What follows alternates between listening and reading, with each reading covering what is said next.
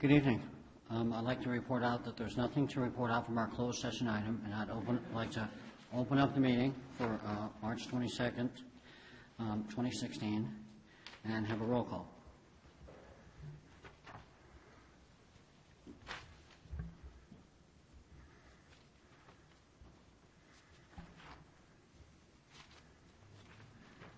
Technical difficulties.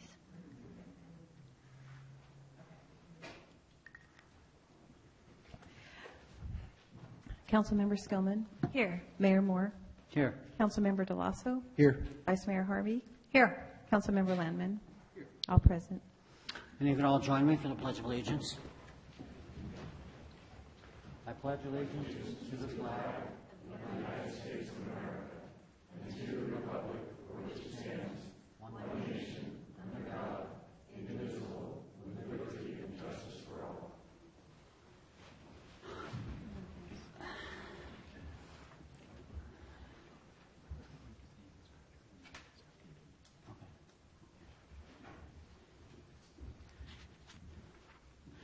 Any comments other than the specific agenda items or on the citizens' business are scheduled for the end of the meeting?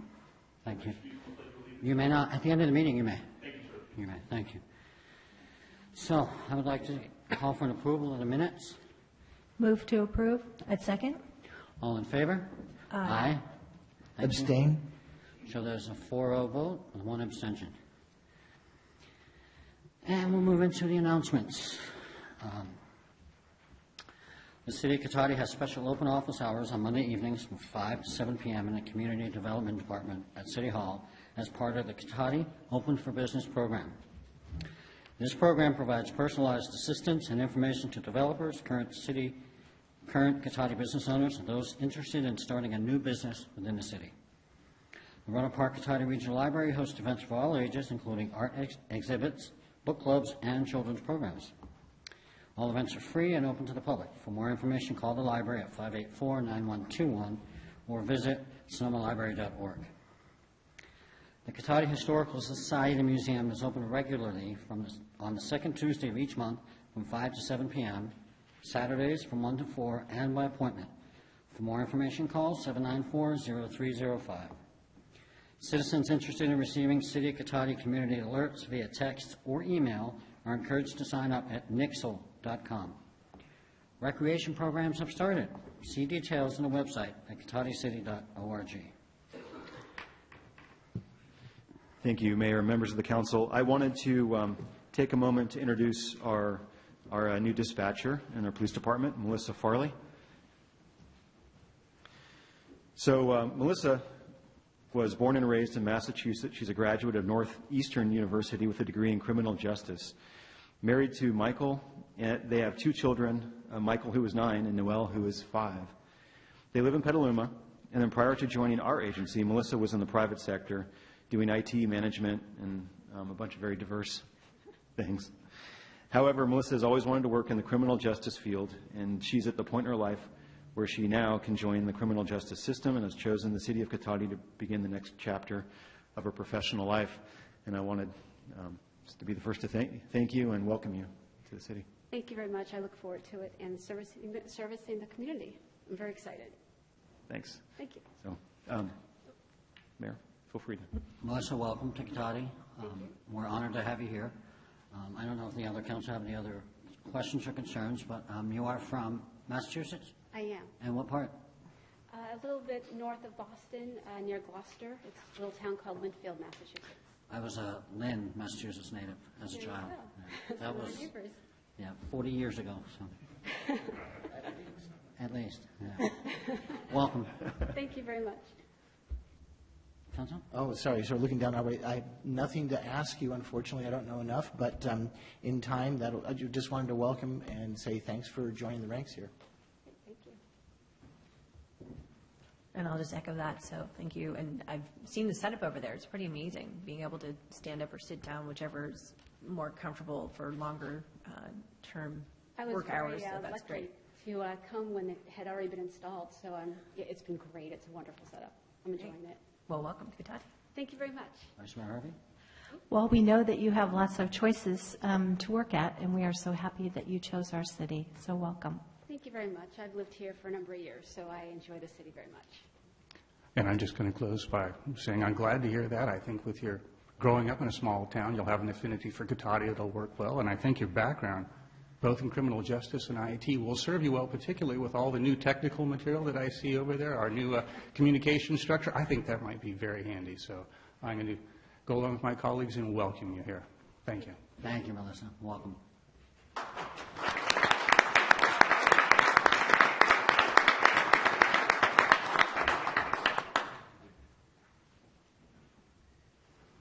Mr. Obid, that's it on that one? That is, thank you. Thank you very much. Now I'd like to move on to our honorary mayor, Zoe Yates of Rancho Cotati High School. Zoe, come on up. Don't be shy. Welcome. Hi. I guess I'll just start off talking about myself. So I'm a senior at Rancho, about to graduate. I'm pretty excited about that. I just chose that I'm going to go into UC Irvine in the fall, and I'm going to be starting the pharmaceutical sciences. So I'm pretty excited about that. I have my mom here with me right now, so she came to support me. And I also have my younger sister. She's 10, and my dad, and we all live in the same house. Some of my interests at school, I'm really into dance. That's my thing. I've done dance club for 3 years. I've done performances, assemblies, rallies, all of those things. That's my most involved part of Rancho. I've worked 2 jobs, and I've done an internship with a clothing company, and the clothing company was online, and they gave back 10% of their proceeds to other countries and helping different causes around the world. So I was happy to be a part of that. And yeah, I guess that's all I really have to say about myself. So yeah. Well, thank you, Zoe. If it's any consolation, your presentation is very confident and Thank you. right to the point. It's exciting that you're going to be going into the UC system. Yeah, I wish I'm you really luck in excited. that. And typically at this point, we open it up to our fellow council members to maybe ask you a few questions and I hope I have answers for all. elaborate. So, Councilman Lemon. Well, no pressure here, Zoe. Oh, gosh. As I lean forward and look at you. It's all right. But actually, I was just going to ask, I found the interest of going to UC and as a pharmaceutical scientist kind of interesting. I wonder if you could tell us just a little bit about what led you to choose that direction. Well, I kind of started with the fact that I'm totally a math person. I took chemistry class and I really enjoyed it. At first I struggled really, really badly with it. But then I found some enjoyment in the struggle, to say the least. I found that I enjoyed being able to actually learn something versus a lot of the times I find when I take my classes, my AP classes, I'm just kind of there. But I found that chemistry and math has really pushed me. So I guess that's what made me really lead to pharmaceutical sciences. Well, I think that's a good choice for you, and I think it's really exciting to find at that young of age that sometimes pushing yourself into an area of discomfort is actually a good thing to do, Yeah. and I think that experience is just going to be really great for you throughout your life, so thank you. Yeah. Vice Mayor Harvey. Yeah, you have quite a variety, the dance and the Yeah. internship and pharmacy. You I seem very well-rounded. Thank you. I hope so. Irvine is a really nice area. It's going to be nice and warm down Yeah, there. it's beautiful. So, I yeah. actually visited it. I love the campus. Good. And one thing you didn't say, how long have you been in Cotati? I've been in Cotati since I was, I moved to Rohnert Park when I was about 5. And then I lived in Rohnert Park for till I was 7. So I moved here when I was in Cotati when I was 7 years old. Yeah. So you've been here for a long time. Yeah. Well, I'm sure that you will do well, and it sounds like a very exciting time for you, and there will be a lot of work. That's not Oh, yeah. an easy thing to get into, but I do wish you well. Thank you. Councilman Scummin. Thank you. So welcome here tonight. I know it's Yeah. not easy speaking in front of a group, but you've done a really good job, so Thank you so much. I was really nervous. that's okay. It didn't show. That's the whole idea. That's right? good. Yeah. And congratulations on getting into UC Irvine. That's fantastic. I know it's always that sort of Yeah, hanging out by the really scary. mailbox Yeah. for a while, so that's great. I went to UC Santa Cruz, Oh, so yeah. go Banana Slugs. Woo! But anyway, so that's fantastic. And also, just something to keep in the back of your head. The UC, at least when I was going to school, when the dinosaurs roamed the earth, they have a really good exchange program where they have all the UC campuses go abroad. And so that's just something to think about. I spent a year in France, and it was really amazing how much you learn about our culture by living in another culture for a while. So I'll definitely keep that in mind. It is one of those things I've always thought about doing, but I never really am sure if I'll make it to actually doing it. So hopefully I'll get the opportunity to. And you got time to think about it. All right. So congratulations. Thanks for being our honorary mayor. Yeah, of course. Councilmember Delasso. Disadvantage of going last, they kind of have asked all the questions and said everything, so I'll be very brief, I promise. No worries. It's great to have you here. I know this is the second meeting, because the first one didn't quite work out, so. Sorry about that, I guess guys. we won't be, no apologies. We won't be seeing you coming back, but thank you for being here and being the honorary mayor, and I believe the mayor has a little something for you, but I just wanted to say thank you for being here, and good luck with everything. Thank you for having me here. Zoe, thanks again so much for coming, and I appreciate that. You're off the hook because you didn't get a homework assignment, so you didn't have to come back for a second meeting. But I would like to ask you, in the invitation to participate and to be recognized as an honorary mayor, what went through your mind, and what do you think when you think of the program for the city of Cotati? This is one of the things that I was always scared that I wouldn't have an answer to. Well, I don't want to put you on the spot. But, I've been on the spot. I know, it's okay. I guess I don't really have much of an answer for it. I mean, it's not necessarily one of those things you talk to everyone about, so it's a little bit harder to be practiced in what you want to talk about. But well, I know as a senior you're going to have a lot of things on your plate going forward, and I certainly appreciate you taking part in the program. And I wish you well. And if you like, you can bring your mom and your sister up, and I just have my mom with me right now. Okay, and come up, maybe have a picture with the council.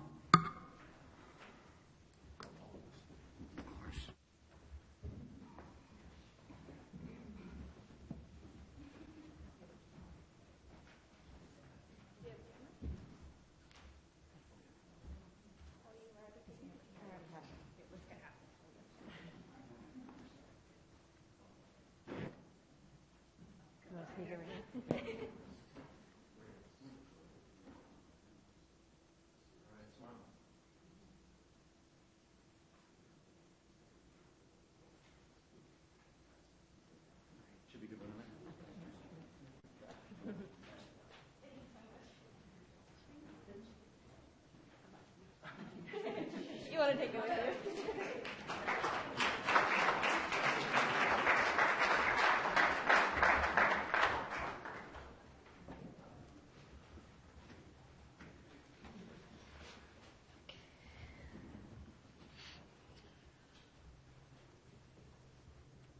And now we're going to move on to presentations.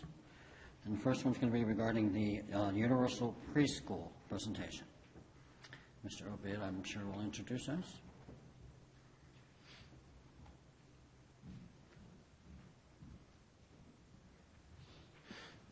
Thank you, Mayor, members of the council. So tonight we have Alfredo Perez, who's the Executive Director for First Five Sonoma County, who will be giving the presentation on building universal access to quality preschool in Sonoma County. Thank you. Thank you, Mr. Mayor, members of the council, for this opportunity to talk to you about the county initiative that has been going on, actually bubbling since 2008, but has recently picked up steam. As you know, the Board of Supervisors has made increasing access to preschool one of its board priorities, both this year and last year. And as a result of that, there's been a number of initiatives happening in the county regarding health action, upstream initiatives, of course, the work of First Five Commission, Cradle to Career, and I apologize, Kelly Noe was supposed to be here from Cradle to Career, but isn't able to make it. But all these initiatives have tied in together and have led to really an understanding that without increasing access to preschool, that we really are stuck in a health disparities that we're that were actually illustrated in a portrait of Sonoma County. Those health disparities had their roots in lack of educational opportunities, income disparities, and educational opportunities that weren't available to all community members. So as a result of that, and as you recall, a portrait of Sonoma County made a universal preschool. The recommendation really to address health disparities was to make universal preschool a reality in Sonoma County. And again, when you look at the disparities of who attends preschool and who's ready for kindergarten, you'll see these discrepancies. 65% of white 3- and 4-year-old children attend or enrolled in public or private school versus 38% of the Latino population. Median hourly wages for child care personnel, these are the folks that are taking care of our children, at a very low rate. At this point, we're having difficulty actually finding early care and education professionals at this low rate. We have an aging population of professionals, and this, the dollar hourly wage is a factor in that.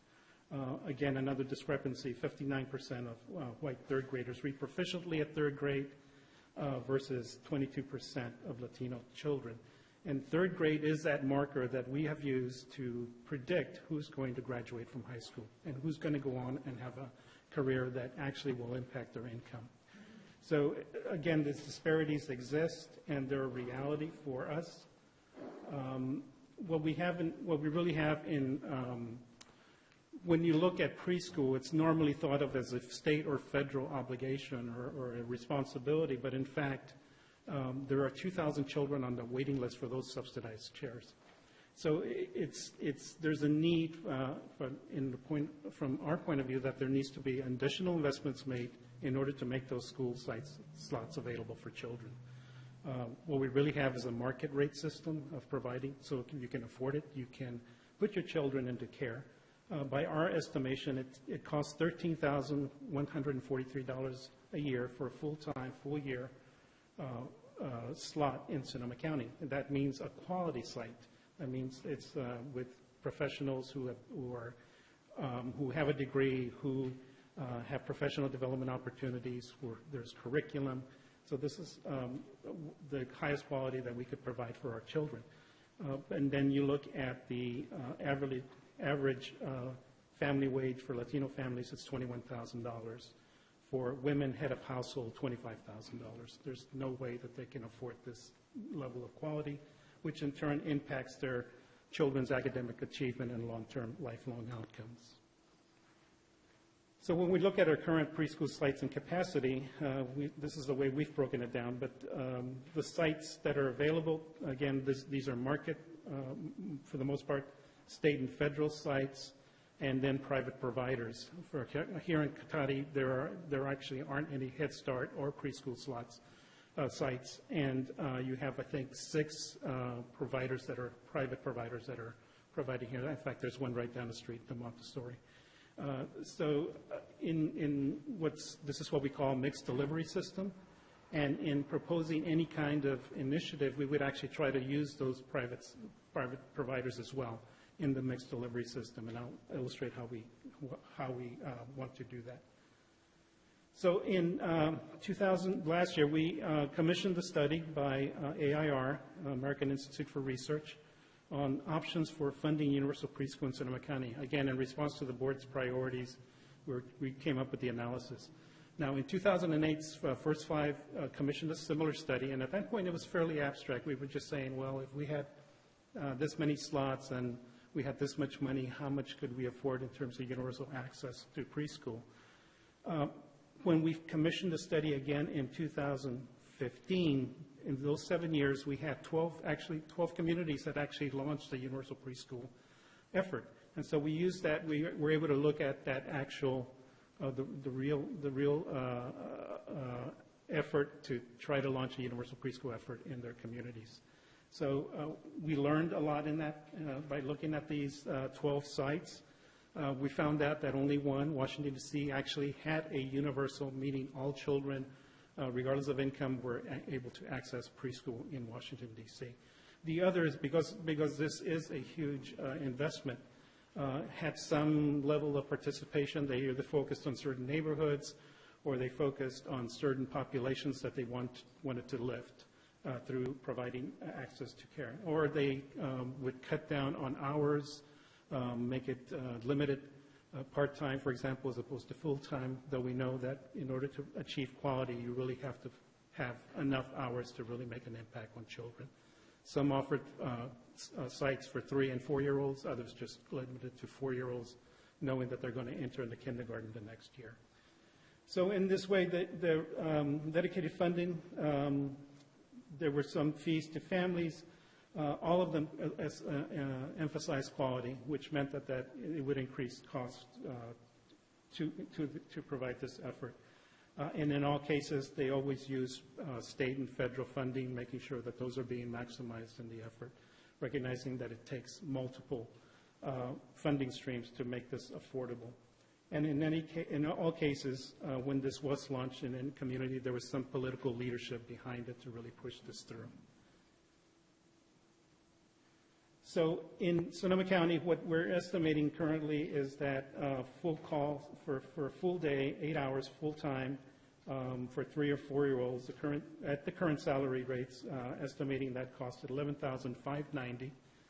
But knowing again that we're going to have trouble either recruiting or retaining providers, that we looked at a $15 per hour wage for those child care professionals, which brought the cost up to $13,143. That's in our estimation, including quality enhancements, that would be the cost for quality care here in Sonoma County under universal access to preschool. Again, if we really talked about universal, meaning in this case scenario number 5 for all 3- and 4-year-olds countywide with 100% participation, this is a very significant cost. It's somewhere in the area of $34 million. And again, all these communities that had launched their attempt to increase access fell somewhere along this spectrum of effort. So we have developed these finance scenarios, starting with number 1, serving all 3- and 4-year-olds in the highest priority area zip codes, which that cost would be somewhere around $6 million. It escalates as we move further, like priority areas according to the census tracts, that increases it to $9 million, offering up to 300% of federal poverty rate. That's significant because at the current subsidized rate of 185 of federal poverty, we have a waiting list of 2,000 kids. So if we don't want to duplicate what we currently have. You'd want to expand opportunity. So going up to 300%, the cost there starts to look at somewhere around $18 million. So the cost escalates, and in a realistic rollout plan over a 5 to 10-year period, you would actually want to start with the highest needs and then move outward as you secure additional investments.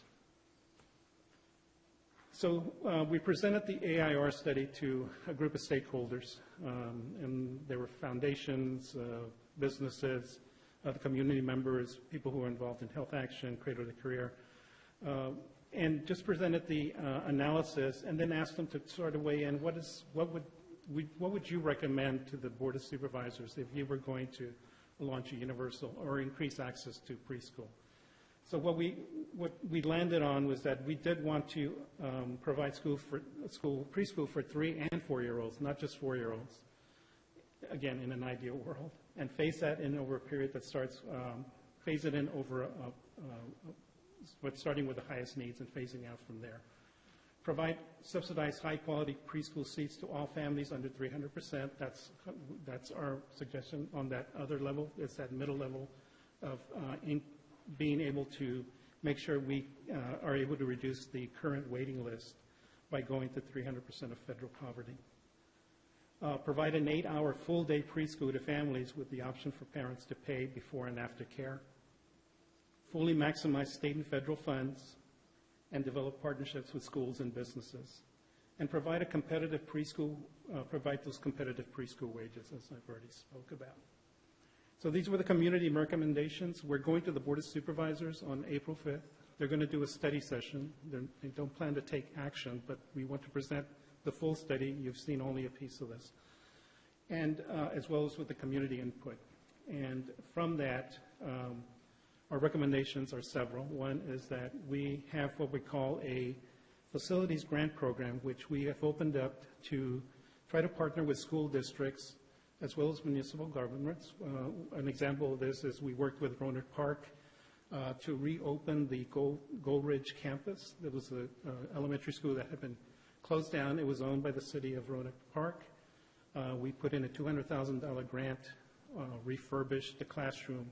We're able to get 48 children in that on a 15-year lease. We did something similar with the city of Santa Rosa. We have several other projects waiting for working with school districts. The thing about school districts is they don't get funded for preschool. They don't get funded for the facilities, and they don't get funded for children being there. They can try to obtain state contracts to offset those costs, but there really isn't in their budget a place for preschool. And so what we're doing as a county, First Five, is putting up facility funding, build a modular, for example, ask for a long-term lease, a long-term commitment to make sure that that is a preschool. The schools are really impacted at this point, especially with transitional kindergarten being offered now, that those classrooms are all full at this point. At one point, and I by no means want to demean Cotati Roanoke Park School District, but at one point we actually had a full array of programs there, but because of the campuses were impacted, we actually had to leave. And so we actually have no presence, either First Five programs or preschools in the Cotati Roanoke Park School District. So we want to look at those opportunities. We want to reach out to all municipal governments to see if there's available sites where we could enhance a building, for example, and make it available for preschool. So potential study roles, I've been talking about, that's one way, is to really look at your inventory of available sites and see if there's something might be appropriate for preschool. But also as you develop your strategic plan, recognizing that childcare is a huge factor for working families. It's an affordability issue. And eventually, it does affect the health and welfare of our community members. So I just want to keep that first and foremost as you work towards your strategic plan. And if there's any way we can partner, we certainly, if you're doing a study session, for example, just like the Board of Supervisors, we'd be more than happy to come in and present the full study and really try to flesh out some options about partnerships. So, thank you. Thank you, Mr. Perez. I don't know if we currently have any questions on this or if we're just taking a presentation. You're free to answer or ask any questions about the presentation you want. Councilmember DeLosa? Great. Thank you, Mr. Perez. I appreciate that. I do have a question and a statement. My question is, if it was looked at in the study, if the goal is obviously to increase the percent and the number of preschool children getting preschool. It makes perfect sense. I would wholly support that.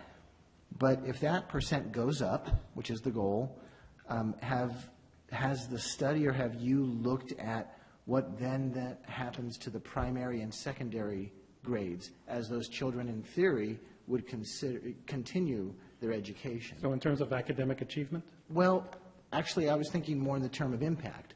So, for example, let's say, I'm going to make numbers up, so let's say we put 3,000 more kids through preschool, and assuming that maybe they weren't going to kindergarten, first grade, second grade, et cetera, has a potential impact been looked at that possible increase, which would then impact those other schools that are out there? Sure. Well, let me tell you how we're going to evaluate this. So we're actually already evaluating school readiness. Before children enter kindergarten, we have a tool. It's called a KSEP. It's a student profile that we developed to really tell us, do they know their name? Can they recognize their name? Do they know numbers? And as well as social emotional factors that enhance school readiness. So we have a profile at this point of all children. It was a study of 900 children across the county. Very good demographic profiling across the board. So we know at this point we have a baseline of what that looks like, what school readiness looks like in Sonoma County. Now, as we roll out increased access, we can actually keep track of that school readiness measure as we move forward. We're also getting into data agreements with school districts in order for us to be able to track, for example, third grade literacy. So a child who attended preschool, were we able to impact third grade literacy? Okay, so that, this comes with an evaluation component to it. So that's how we hope to really illustrate this. And I think that's excellent, because then you can track, okay, what we said was going to happen, and these kids will be brighter, smarter. It's happening. I was thinking more of that, literally the physical impact. So let's say there's this influx of children going to preschool. Makes perfect sense. Right. They're eventually going to continue their educational endeavors, and maybe they weren't going to. And I don't know if that was an assumption in the study. And so my question is, have you guys looked at the possible impacts of more children that'll be going to the primary grades and the secondary grades? So we're assuming that there's a cohort, there's a birth cohort that moves up Right. age 1 through 5.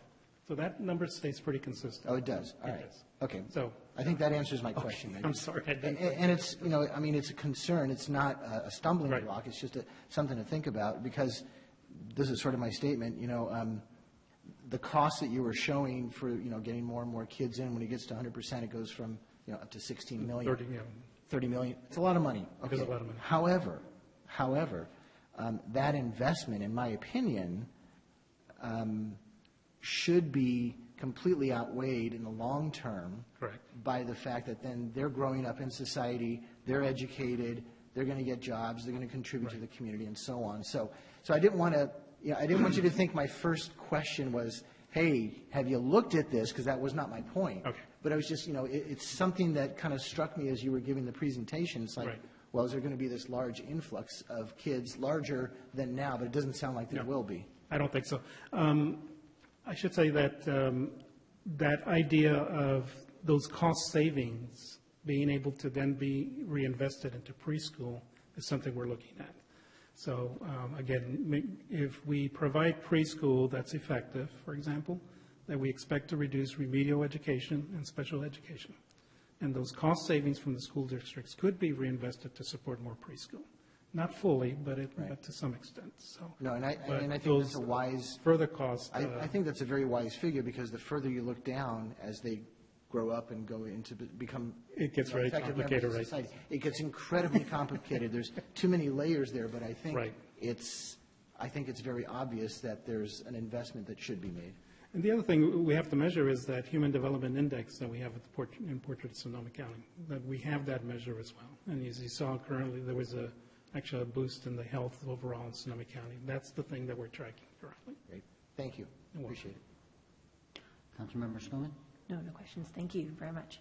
Vice Mayor Harvey? Just to add to what Councilmember Dlasa was saying, in fact, on the other end, what we will see, or what we hope to see, is a lot more students staying in school. That's right. Because we are not having the high school graduation rates that we would like to see. So hopefully, as they get a better start, then they, don't fall behind, and they can stay with it. So there you might see more, because they'll stay in school, but that's not a bad thing. That's a good thing. I would like to see, I'd like us to discuss this in our strategic planning, because I think that certainly there may be some things for us to do.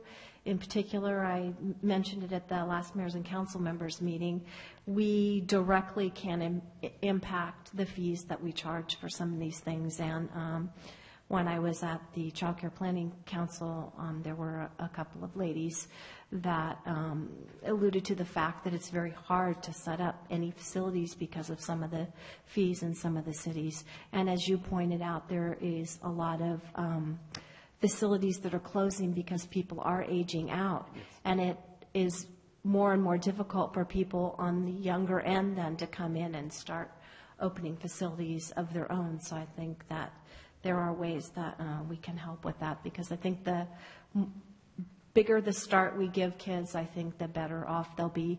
And in fact, it's even ultimately before 3 and 4, because babies, when they're very small, start learning, from the day they're born. So ideally. Thank you. So I think Santa Rosa offers some possible, they've come up with several strategies about how to support childcare facility creation, so something that you might want to look at. So. Councilmember Lemon? Thank you, Mr. Mayor. Thank you, Mr. Perez, for the presentation. You make a compelling argument for the disparities and the costs involved therein. I wanted to ask you, and might be a difficult thing to answer, but perhaps a rough estimate. When we talk about the problems of making universal preschool happen, obviously the biggest one, the real one, is funding. And in that funding problem, how big a piece is, as you described it, quality preschool facilities? In other words, the infrastructure to use to host these classes. Can you assign a rough proportion to that? Our estimate would be somewhere around $6 million. No, I mean in terms of if the whole cost of doing this would be as certain as 100%, and you could bring stakeholders that can provide you with locations. Truly universal preschool? Yeah. Its annual cost would be around $34 million. Okay, so it's a significant portion of your cost. It's a huge investment, and as I mentioned, many localities chose to ramp up and continue to effort, prove their outcomes, and then continue to fund and invest more and more. So rolling out to an eventual universal preschool, truly universal. Okay. That's helpful to hear. It strikes me, obviously, a funding issue is a difficult thing. I'd be interested to see where the county is able to go with this, and most importantly, looking to see something that's actual long-term dependable funding, because short-term grant funding doesn't really work for a program like this. Be interested, actually, to see, I understand from your description that the school district really doesn't get funded for this. I wonder if there still might be down the road some piece for them to play here, or whether it's helping with infrastructure or something. Because I'll just close my comments by saying it strikes me there's a lot of value derived for the school district too, because starting with a better education, the students they get, it saves them, in essence, time and money. We did. We sent a survey out asking him, if you had facilities, would you put a preschool, or do you need help to develop a preschool facility, and to contact us. So we, out of the 40 school districts, we got 20 responses saying, yes, we want to work. Good. I'm glad to hear the interest. Thank you again. Let's say that, that Marin County will be placing a sales tax measure to support this kind of effort in November. And it's my understanding that Napa and Solano are also looking at this. This is not a Sonoma County issue, and I think this reflects the lack of investment by the state and the lack of leadership, and that we're looking locally for our own solutions. So thank you again for your interest. Thank you, Mr. Perez. I just had a couple of quick questions myself. When you looked at the county, did you have an opportunity to narrow it down to Cotati, Rohnert Park? We did. I don't have the numbers with me. I did it at the last minute, but I did see who was providing preschool here. And as I mentioned, I think there's 6 private providers and 1 large family home that's providing here in services here in Cotati. 2 of them are involved with us in terms of enhancing quality, because we know that that's where First 5 is putting a lot of its effort, is to enhance the quality. So we'll continue to do outreach to Cotati providers. So 2 out of, I think I said 6, it's not bad, but we want to get them all, because quality counts, obviously, and that's the name of our program, Quality Counts. So we enhance the quality of the environment. We have professional development opportunities. We even pay for people to go back to school and get a degree on a stipend. So we're hoping to be able to capture everyone in this effort. As I mentioned, it's not just going to be centers. It could be family homes or private centers that could offer these subsidized slots for us. At one point in time, there was the state considering the idea of going with the universal preschool.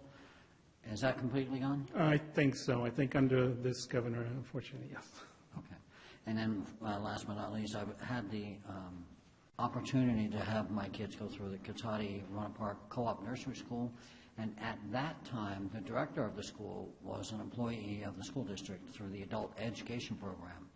So I don't know if that's something that could be developed or more of a hybrid down the road. But yes, those blended models I think work quite well, because you have different. You're not solely dependent on one funding stream. Very successful. Thank you so much. Thank you. I too would like to follow that up with our study session moving forward. I think that's something that would be advantageous. Okay. And at this point, we can open this up for public comment. Okay. Ms. Alderman.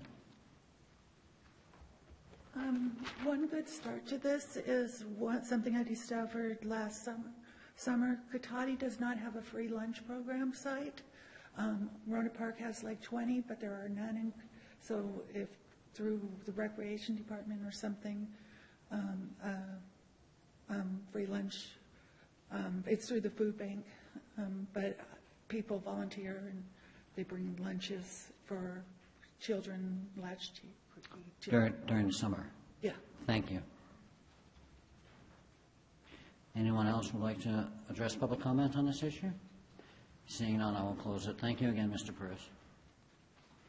Now we move on to presentation on affordable housing initiatives and potential options.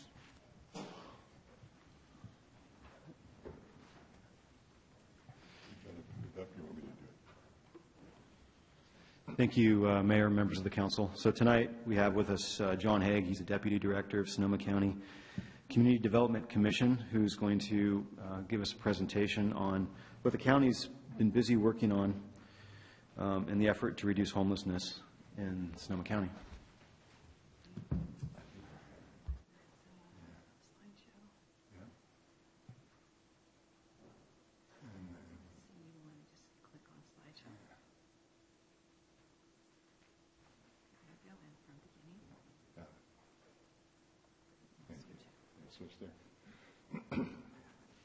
Thanks very much for the opportunity to talk about the Building Homes Toolbox tonight. Damien, you said I had about an hour, right? I'm just kidding. But I'm not kidding about the fact that this is a dense topic, and our slide deck is actually about 35 slides. So if I did a minute a slide, I'd be 35 minutes. I'll try to do 20 seconds. I promise not to be too long. You got 15. 15 seconds per slide. Okay, I'm going to take a few minutes at the beginning then, and I'll just fast forward through slides. Staff at the CDC was asked to prepare a plan for ending homelessness in Sonoma County. It's a big, hairy, audacious goal, if you will, and we felt we needed a plan and a set of tools to be able to accomplish that effort. And what we came up with was our Building Homes Toolbox. I believe the city has copies of that toolbox. I don't know if you've had copies yet, but it makes for good reading. Sonoma County is facing a housing crisis. We all know that. It's a difficult situation for anybody who's not wealthy. You'll hear that we need workforce housing, and that's true. It's important to remember that the homeless are also working. Many of them have jobs, and many more of them would have jobs if they had a stable home to live in. Those that don't have incomes from a job also have income from Social Security or disability. So we're talking about providing housing for people who do have incomes. What is the toolbox? It's a set of strategies, ideas, concepts, tools for local policymakers to be able to make decisions about addressing the issue of homelessness in Sonoma County. What isn't the toolbox? The toolbox is not intended to be a top-down county saying we should do this sort of a thing concept. It's designed to start a conversation and to ask for your best ideas and your best practices and your help in joining together in a collaborative effort to try to address this problem. This is all of our problems. Homelessness is countywide. It's in every jurisdiction. It's in the unincorporated areas.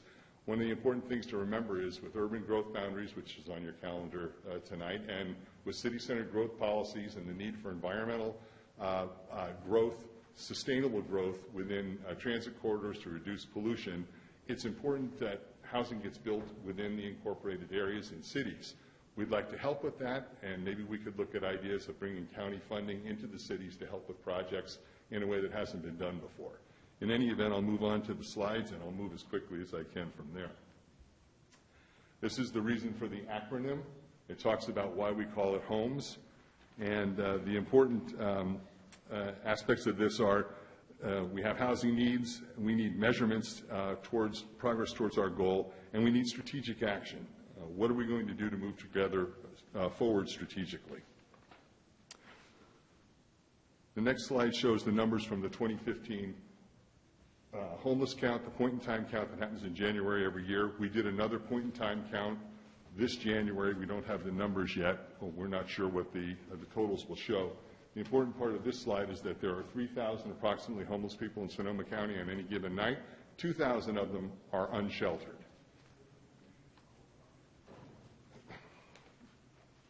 This slide talks about who the homeless are in our community, what their characteristics are in terms of age and their conditions that they live with.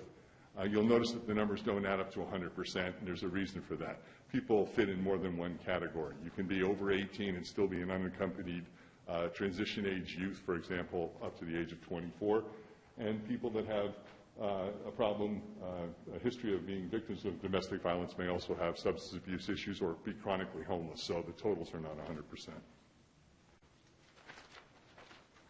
This is the homeless count by jurisdiction, cities only, and again it goes to 80% because the unincorporated county has about 20% of the homeless within our county home, and unless we build 20% of the housing in unincorporated areas, which wouldn't necessarily be the sustainable approach, we're going to need help in providing housing within the incorporated areas.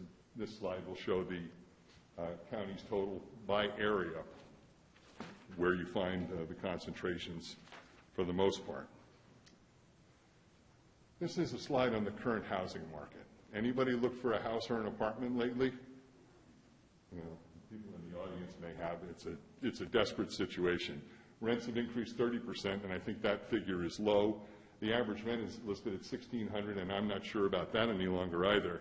And over 50% of low-income households pay more than 50% of their income for rent. That's an unsustainable approach. What kind of income do you need to live or to rent in the county? And this slide has a lot of information.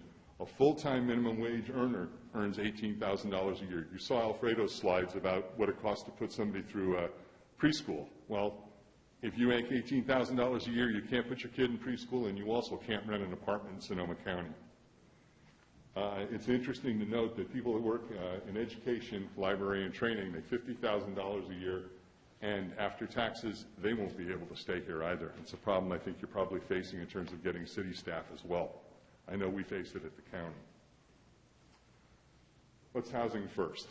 This is an approach that's it's adopted by the federal government. It's a HUD standard. It's also what we follow through the continuum of care. I don't think I introduced Michael Gauss from the CDC. He's our continuum of care coordinator and works on our homelessness initiatives. He's here to make sure that I don't say anything incorrect. The important point about housing first is that it's cheaper and more effective for the individual and the community to put people into housing and then address their issues than it is to tell them they have to earn the right to have housing by behaving in a different way. When they don't change their behaviors or can't change their behaviors, they end up using emergency rooms, living outside, and having deteriorating health, and also facing incarceration and police issues, all of which cost the community at large additional costs. So what are the cost savings of permanent housing? If you take a look at this, permanent supportive housing costs an average of $31 a day. You can see on the slide what it costs to put somebody in the hospital or in detention for a day, and just multiply out the savings. It makes much more sense for a community to house its homeless than it does to incarcerate, and it makes more sense to provide them services than it does to send them to the emergency room. We're going to need, we feel, 2,000 new units in the entire county of Sonoma and all jurisdictions to meet the need for the homeless. About 200 units in existing areas that can be repurposed, covering the 2,200 or so units that we need in total. Incidentally, most of the homeless are single adults, so our vision is to build the type of housing that would serve the greatest need, and it also happens to be the most cost-effective approach. So 400 approximately youth, and most of the units will be small, 220 to 400 square feet in our concept at this point. Their efficiency, think perhaps college dormitory, sort of a shared facilities. You could have a kitchenette, you can have a restroom as well, but it's the type of unit that's intended for an individual or at most two people to be living with privacy, with an ability to secure their own belongings and to live safely, but also not to have the type of space that maybe they can't afford or don't need. There's other alternatives which we're not as sold on but are in the toolbox and something that could be considered as well. Portable units. You hear people talk about tiny homes, and later in the presentation I may mention that we're doing a tiny home project up at the County of Sonoma that we're reviewing proposals on now. They could be less expensive, and they can be moved, a lot of the portable units, but many don't have heat or utilities. I visited Opportunity Village in Eugene, and there's no heat or power in any of the units in the tiny home village. It's a step up from being under a bridge, certainly, but it isn't what we need to provide for people in our community. We can do better than that. So, SRO occupancy in small apartments for permanent units is what we're talking about. You could also have manufactured housing or park model homes. Tiny houses can be done if on permanent foundations in our jurisdiction anyway. The disadvantages, in our opinion, to these sorts of units are that they cost more and they're not dense enough to utilize the available property that we have to build them. Interim measures. We all know that we're not going to build 2,000 units in the next year, 2 years, 5 years. It's going to take us 10 years if we do it well and we do it together. What do we do in the meantime? We need interim measures. Some of the interim measures that we think should be explored to help people, keep people safe and to reduce suffering for individuals is to look at things like sanctioned encampments and safe parking. We have safe parking at the county center in Sonoma County where 50 people a night live in their cars but do so safely with access to sanitary facilities, and they get fed. Catholic Charities runs that program. There are 7 other sites in the county, and hopefully more to come. It's a shame to say that we need places for people to live in their cars, but that's the truth in Sonoma County. People can't afford to live anywhere else, and they have to be here. A car is a step up from being outside. Okay. Cost to develop housing. And again, these figures are done by non-professional builders. I'll acknowledge that at this point. But we figured, with the best information we had, that affordable apartments, basically market rate apartments, cost about $350,000 a unit in the affordable housing development. So Burbank Housing Development, for example, the last several that we financed were about that at a unit cost with all the subsidies and local match rolled in. Homeless dedicated apartments or for individuals on the small scale, small units, simple design, modest amenities, $160,000 is what we figure we could build them for. It's a substantial savings, and you can get more of them in a building than you could if you were building 2-bedroom or 3-bedroom apartments. It serves, again, a need that we're addressing here. It won't fit everyone, but for many of the homeless, this sort of a development would work. We also estimated that the cost, because of land and other connection requirements for tiny homes, would be more than building a dense efficiency unit type development. That remains to be seen in terms of the proposals we get at the county on our pilot project. Okay, the cost to develop, again, there's the cost per unit. We figure we need about $55,000 of estimated local financing. That's local match to bring down tax credits and the rest of those sorts of financing mechanisms. That's $110 million for all jurisdictions in the county. That's over 10 years.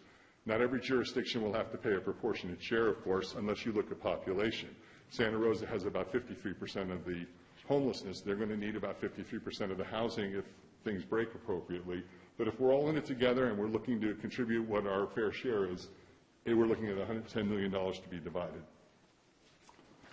Well, it's not a surprise that existing resources aren't sufficient.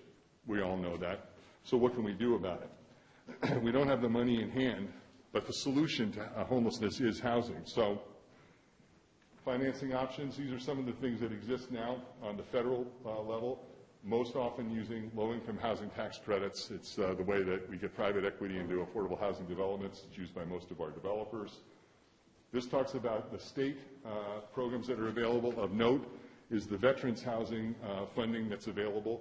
It's difficult to pull down. It's difficult to put together projects that can do that because it takes local match and it takes additional funding beyond that. And possible new sources for affordable housing, like the recording fee that was proposed at the state level but didn't get passed, where each real estate transaction might contribute some funds for affordable housing. We all lost redevelopment in the not too distant past, and that was removed a major source of affordable housing finance. Okay, local resources, again, this is our money typically. Low mod income housing asset fund, your redevelopment spinoff, what's left after redevelopment is over with, and some of the other fees that are used locally to help finance affordable housing. Other local resources include possibility of private financing. We're really interested in exploring private-public partnership. The SAY Dream Center is a good model for how you draw funding from philanthropy and other private sector investment possibilities into a public benefit type development. We're also interested in possibly looking at the housing trust model as in Silicon Valley. That's the next slide here. The housing trust would basically be a public-private partnership. Businesses need employee housing. We need homelessness housing. Mixed income developments could be developed and people could live locally with public and private partnership. Policy options for local jurisdictions, the county being one of them, is to look at impact fees. And one of the interesting concepts is basing your impact fees not on the fact that you have one unit that you're developing, but on how big the unit is. You can do it on a per square foot basis and get the same amount of money that comes in, but it benefits an affordable housing development over a 5,000-foot mansion. And basically, what is the impact that you're trying to address, and how do you find financing and make it more affordable to build the type of housing that we need to have? Rental assistance is also important, of course, and I'll talk just a bit about that later. So zoning densities is something that's within your control. Using surplus public lands that could be developed for affordable housing. Using and repurposing surplus public buildings is another way to develop affordable housing. Density bonuses, you know, the state has a density bonus available for affordable housing, but local jurisdictions can add to that. It's a possibility that we could consider as a group, and maybe some jurisdictions would like to try that. Who can help? Everyone can help, and in fact, everyone is necessary. We're not going to be able to do this on our own. Nobody's going to be able to do it individually. So we also need the community to be involved. We need acceptance of affordable housing in our communities. We need to fight NIMBYism. It's not a bad thing to provide housing for people. It's a bad thing to have people that aren't housed living in our community. So we need to change the mindset of the community in some ways. Strategic actions. These are some of the things that we're considering and we'd ask you to consider. We'd like to do some regional work, maybe some groupings of jurisdictions to discuss the issues, and then have a countywide housing summit. We're also considering a discussion around the ideas of how you look at your RHNA numbers, and maybe affordable housing could be divided in a similar way. We have to figure out some way of saying where's the affordable housing for our county going to be, and who should be hosting it, and what's a fair proportion, how are we going to address the need. Investment policies. We've changed our own investment policies to provide more emphasis on homeless dedicated housing, to provide homeless dedicated units, and we've gone to project-based vouchers for homeless dedicated units in affordable housing projects.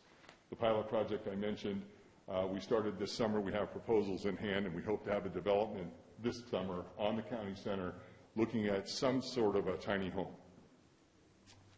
We need to expand our revenue sources that are existing and also look for new ones. Pay for success is something that all jurisdictions should look for. If we can find a way to leverage the entrepreneurial spirit in the investment community, and we can find a way to tap the savings. For example, if you can fund social programs that reduce addiction and law enforcement costs, then maybe you can tap some of those savings and pay back investments.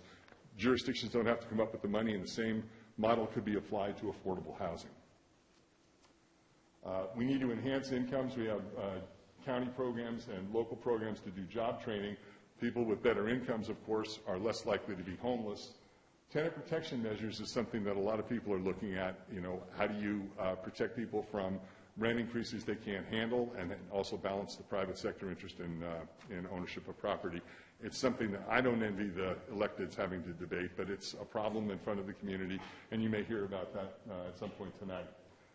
Measuring success. You can't have a program if you don't have metrics to measure whether or not you're succeeding and moving forward. We just did a straight line projection about how the housing would look. We know we're not going to get housing this year or next year, perhaps in the numbers we're looking at, but maybe we can accelerate our curve.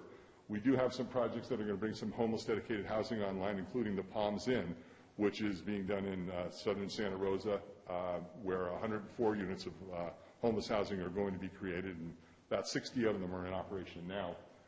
Our next steps is the work plan that I'm talking to you about tonight, and then beginning the collaborative engagement. I'm done. I will take a breath.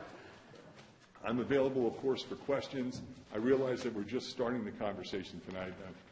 Damien isn't just starting the conversation. We've been chewing his ear for a while. You have very capable staff in Cotati on these issues. I work with some of the people in the room. Lean on your staff. They know the score. It's going to take leadership from the council, and it's going to take collaboration among all the electeds in the county if we're going to make a dent in this problem. And I think it's both morally our responsibility as well as good for business if we do. Thanks very much for your time. Thank you, Mr. Hague. I'm going to see if we have any questions from the council. Council members come in? Councilmember DeLosa. Councilman Lemon. Not going to let you get away that quickly, Mr. Hague. And this is a quick and a short one. I mean, we could talk about the substance of this and potential directions for a long time, but one number that jumped out tonight and is a number that jumped out at me previously when Mr. Letty presented this at a mayors and council members meeting, and that was your list of homeless by cities. Yes. And I wanted to ask you about that, how hard that is, how the data was gathered, because I'm looking at the number showing Cotati having 144 homeless and Roanoke Park having 52. Looking at the various size of the cities, how in terms of services, places that are likely to be used being somewhat coterminous, I have a hard time seeing RP having 3 times as large, and I'm not seeing that living in both communities. So I wanted to ask you about that and just point it out. The chart that I have shows 86. Michael's going to talk about this. Excellent question. Yeah, great question. Great question, and thanks for having us here again tonight. So yeah, there was an error initially in the Cotati number last year. It was listed over 200, actually, close to 200. The actual number is 86 per the slide. As far as the methodology and the count, which is the same as 2015 as we did this year, we have trained teams of volunteers and paid homeless guides who go out and cover every census tract in the county. The homeless guides are paired up with volunteers, and the guides themselves are from the community, are homeless, and know pretty much where to go, right? They're on the ground. They've been living in encampments or on the streets in the jurisdictions. Each of the census tract maps is broken down, so it's shaded areas. So in some instances, you'll have 2 jurisdictions and unincorporated county in the same census tract map. So if you can picture it for a second, and I could also provide the council with the map in the future, you'll have a shaded area here that has a chunk of Cotati, a chunk of Roanoke Park, and a chunk of unincorporated county. And so in that instance, the guides and volunteers are given different tally sheets. So if they see somebody in the Cotati section, they mark it down on a map for Cotati, and so forth in Roanoke Park in the urban county. Does that make sense? It's a little hard to explain without a map. That seems better. I think it's as good a methodology as you could hope to. All of them are going to have some variability. There's certainly human variability in this. Exactly. But I just wanted to touch base on that because if and when and as this moves forward, one of the things you'll be looking at as you try to determine where resources need to go, you'll be looking at where your numbers are. And if we don't have a good sense of where the numbers are, it doesn't work. So thank you very much for a very quick presentation. That was good. I'd like to add one other point to your question. Sometimes those of us that are housed aren't very good at seeing the homeless. I've lived in Roanoke Park for 35 years, so I think I know the town fairly well. When I started riding my bike more in the creeks along the trails, I started to notice more people who you might consider homeless. But unless you happen to know and be out at 6 o'clock in the morning by the bushes by the freeway or at St. Joseph's behind the trees, you don't know that those people are there, because once they're up and they're dressed and they're out in the community, they could be at work. Some people are living in cars you might not see. Some people are couch surfing, which we don't count. Other people are actually in the community, but they blend, and they also stay out of the public eye. Most of the time for the homeless, if you're identified as being homeless, in Sonoma County, there are very few places you can legally camp. I mean, they're campgrounds, right? Otherwise, in every city and in all the unincorporated areas, it's illegal to camp. They don't want to be seen. The homeless don't want to be accounted for and then moved along by the police, so they stay as much as possible out of the public eye, and it's a matter of how they live their lifestyle. So that's why we hire the homeless guides. It's because they do know where people stay, and we go out at 5 o'clock in the morning, because by 7 o'clock in the morning, unless it's an established camp, people have moved. They've picked up their few belongings and they're elsewhere. So it is a difficult and challenging prospect, but we do know that they exist, and they move from jurisdiction to jurisdiction and place to place occasionally, not far, but they do move a little bit, and where you might see them one month, you wouldn't see them another time. particular problem at the river with the water rise and fall. Sometimes they're close to the water, other times they're on the street, and much more visible in bad weather with flooding than they are if it's good weather and the water flows are low. So big challenge and one that you've intuited. No, I'm glad you pointed it out. I think that's a very good point, being among the housed and depending on your lifestyle, where it takes you, how much walking, biking, what areas you go. I'm sure we're just seeing the tip of the iceberg, so thank you for that. Thank you very much. Mr. Haig, hang on. Vice Mayor Hardy? I just want to thank you for the presentation and look forward to seeing what we can do to help that. Yeah, no, you answered my question. I was wondering about the numbers too, so that was a great explanation. But thank you for the presentation. Thanks very much, Vice Mayor. Mr. Haig, thank you very much. I do have a quick question for you. Yes, sir. And you may or may not be in a position to answer this, but have you, in all of the studies and presentations that you've done, is there anything that you can correlate with what a living wage might do to help offset that? That's a very interesting question. I've done some calculations in my own head. I remember when I used to think that making $20 an hour was a big deal, and I was a grown man at the time, so things have changed substantially, right? When I was working at the Gap, $20 an hour was $41,000 a year. So a living wage of $15 an hour is going to put you further down that chart than $40,000, which makes it very difficult to rent. If your apartment rent is $1,600, it's $20,000 a year net money out of your pocket just for rent. It doesn't put gas in your car, it doesn't insure your car, it doesn't put clothes on your back or feed your kids or anything else. So we're in a two-income situation for most people that are working for a living, and $50,000 is not much money, and that's more on the line of $25 an hour. So a living wage will be helpful, but people will still be bumping along unless we provide them with affordable subsidized housing where 30% of their income is what they're asked to put in, and the balance of it is picked up through the subsidies that are available in affordable housing.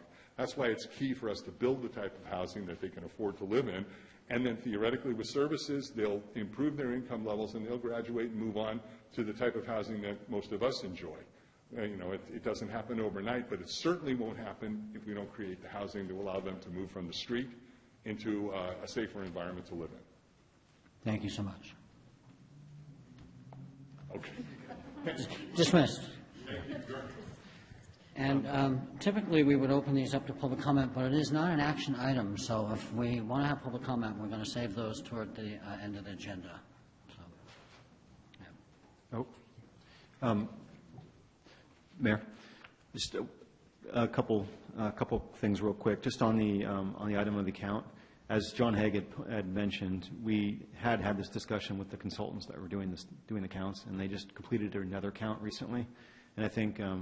The hope is that methodology has been refined in a way that will eliminate some of the artifacts that you saw on the table tonight. And so that's just on the count. And then also, secondly, I would just say, given the substantial amount of discussion on this item tonight, you're able to open up at your discretion if you would like for public comment now.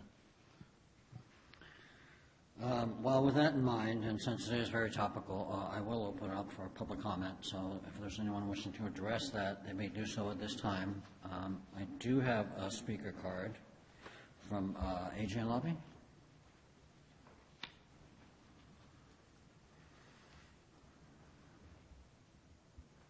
Thank you, Mayor Moore. I appreciate being invited up here sooner rather than later. Certainly. There's a lot of information there, and I'm sure that you were a bit overwhelmed because even though I've read this toolbox, it's overwhelming.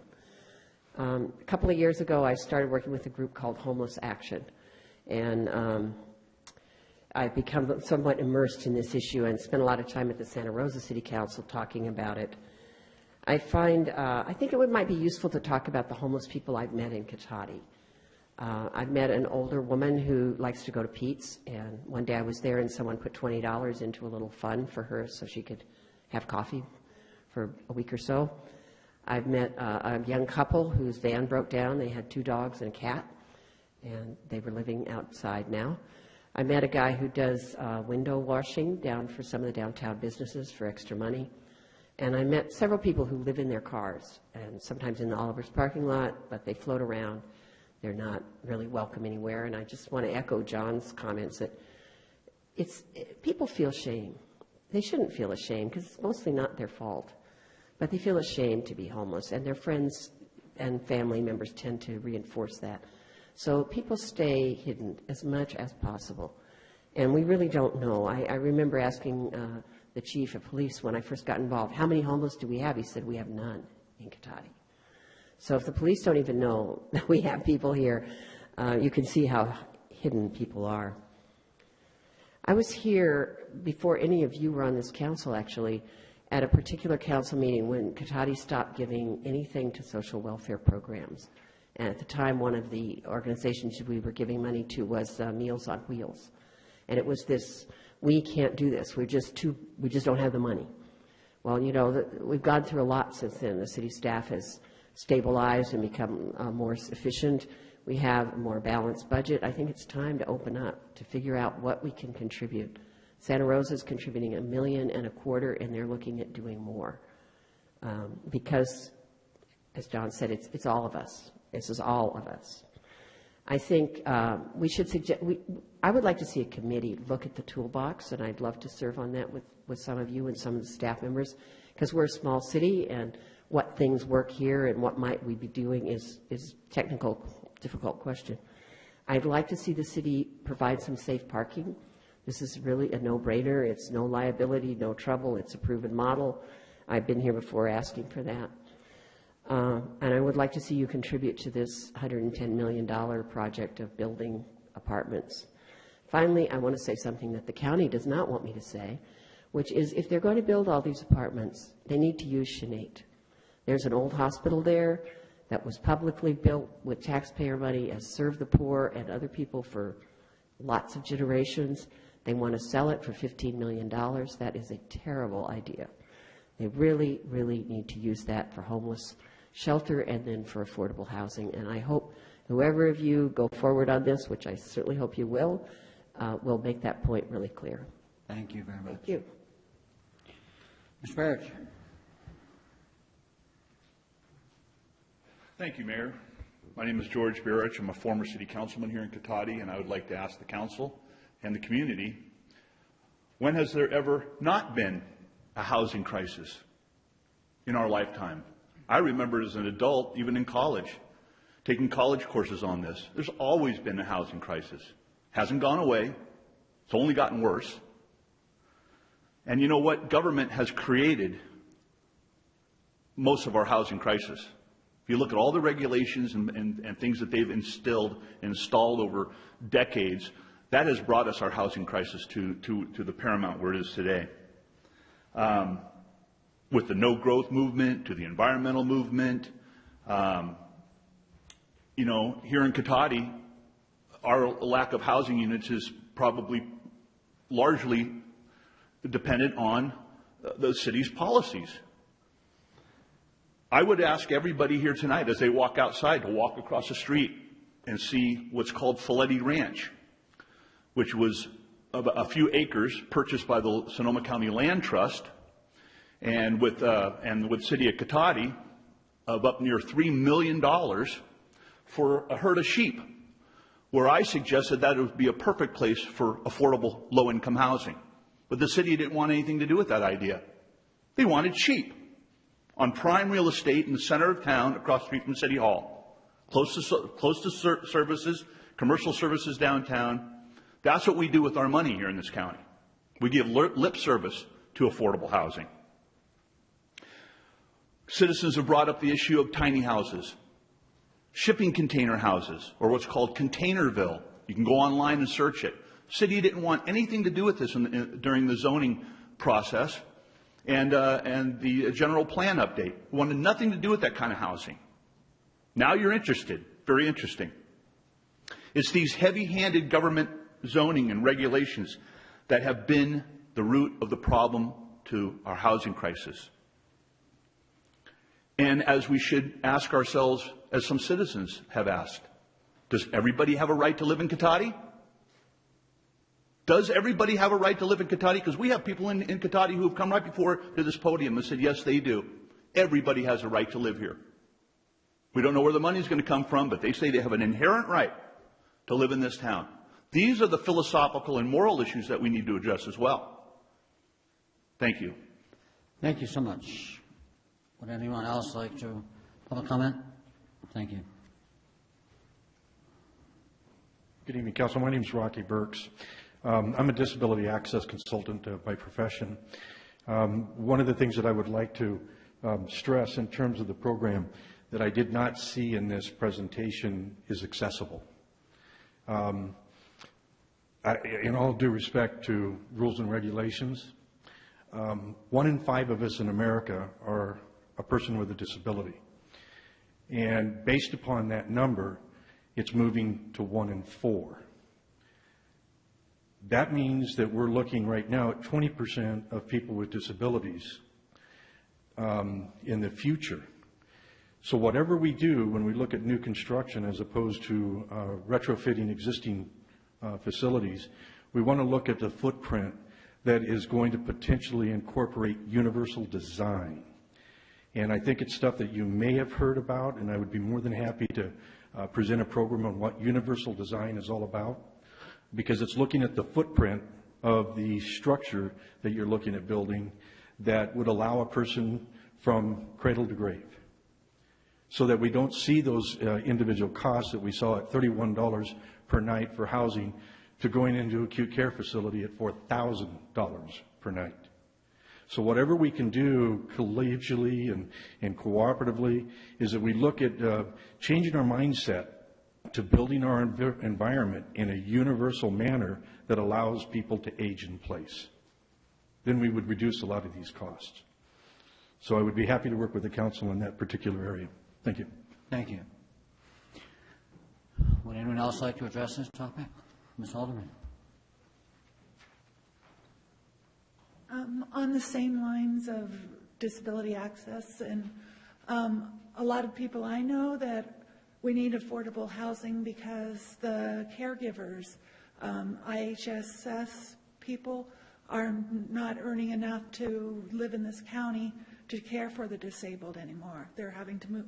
So there's a lot of people that are losing their caregivers because they can't live in the county, and then those are going to cause more.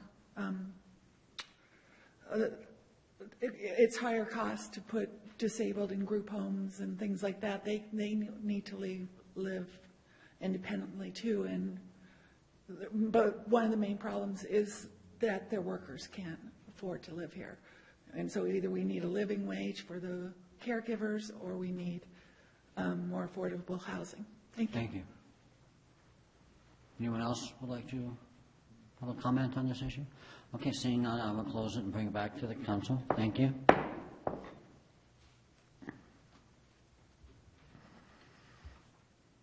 Councilmember Lemon, any questions or concerns? Vice Mayor Hurley? Councilmember Ross?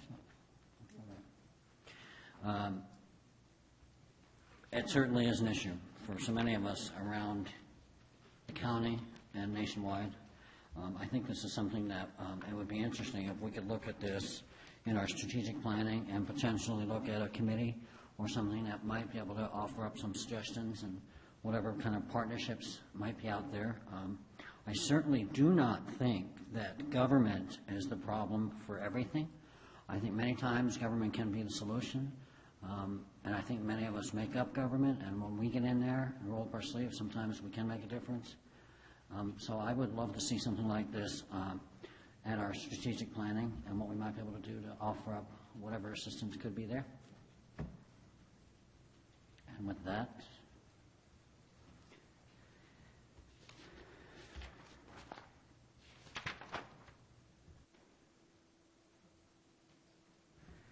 now we have a approval of the final agenda.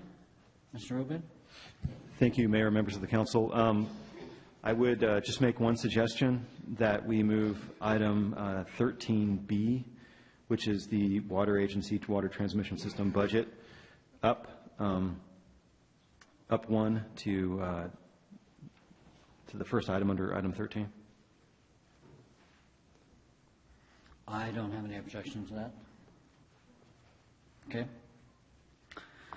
So at this point, we will open up the meeting to citizens' business and public comment for consent calendar items. Any member of the public wishing to speak to the council on any item listed on the consent calendar or any matter not listed on the agenda that are within the subject matter jurisdiction of the council may do so at this time. Pursuant to the Brown Act, the council is not allowed to consider issues or take action on any item not listed on the agenda during this period. Pursuant to Cotati City Council Policy 2016-01, comments of any member of the public are normally restricted to a total of 3 minutes in length per person for matters not on the agenda, and a total of 3 minutes per person in length for any item and all items, on the consent calendar. So with that in mind, I'm going to open up the citizens' business, and I have Mr. O'Neill, Mike O'Neill, and Rocky Burks. So you don't get 6 minutes, you get 3. We can do that. You want me to talk fast? Mr. Mayor, members of the City Council, my name is Mike O'Neill. I'm with the Lions Club, District 4C2. And as you know, we had our 79th Student Speaker Contest at the Cotati Lions Club on March the 12th. And I'm simply here to thank all of you for the wonderful job that you did judging the contest. We had wonderful speakers. We had 4. The subject was liberty and justice for all, what it means to you, and the diversity of that, the way they approached this subject was unbelievable. And I know it was a very tough contest to judge, and I thank you all very much. And for me, I have a little token of appreciation from myself to you all over here. Basically, they're certificates of appreciation and recognition of the cooperation and effort you devoted to the 79th Annual Student Speaker Program, and as multiple District 4 Lions dedicated to helping the youth of California reach their potential and accomplish speakers. We do hereby commend Honorable John Moore, Mayor, and the rest of the City Council. We believe America's future is dependent upon each succeeding generation's leadership, vision, and creativity. You have demonstrated your willingness to further those values relative to the subject liberty and justice for all, what it means to you.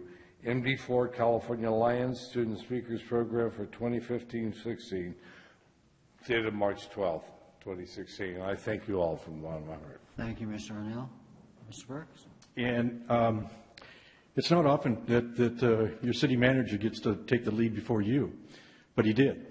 And the same certificate is Cotati Lions Club and Lions International would like to express our appreciation to your city manager, Damian Abid, for being a judge at the first club level on February 20th.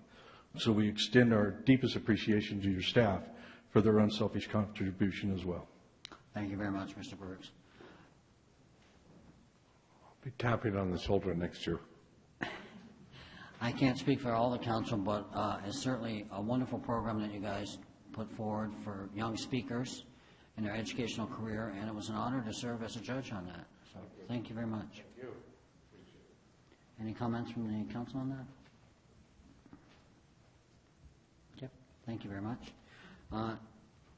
Next, any citizens' business? Mr. Barrett? Mr. Mayor, for months now you have accused me of lying. So I have to repeat myself because I'm not lying regarding your criminal record and your reputation in Cotati as the town drunk. I shared with you an email that I received from a Cotati police officer. So let's go over it again because you're forcing me to. George, John Moore is a drunk.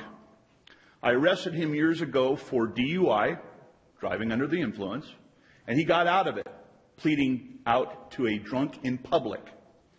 He is habitually extremely intoxicated around the downtown area and continues to drive drunk.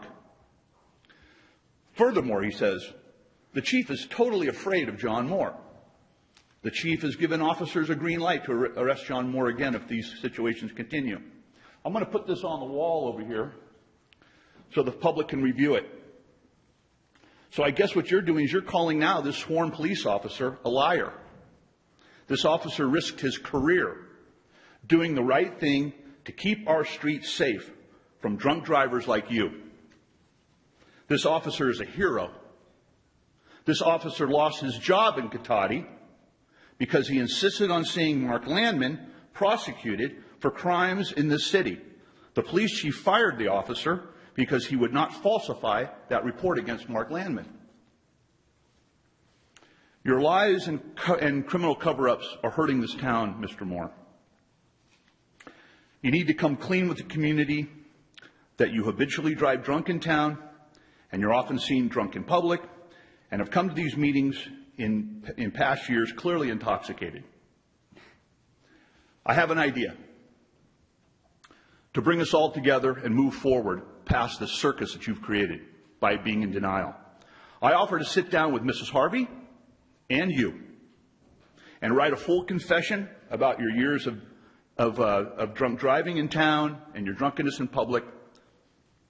Provide that to the community voice. Let them print it. Let the community know about it, and let's get past it. Explain how you stole the last election by trying to keep your criminal record under wraps. And I would ask the community for your forgiveness and their mercy. The three of us, I think we can sit down and work this out together. The people deserve the truth. Let's end this state of denial and move our town forward. Now, Mr. DeLoso, you said you were concerned a few months ago about the homeless in Cotati freezing to death. You wanted to put that on a future agenda. We're still waiting, and it's springtime. Thank you, Mr. Barrett. Ms. Halderman.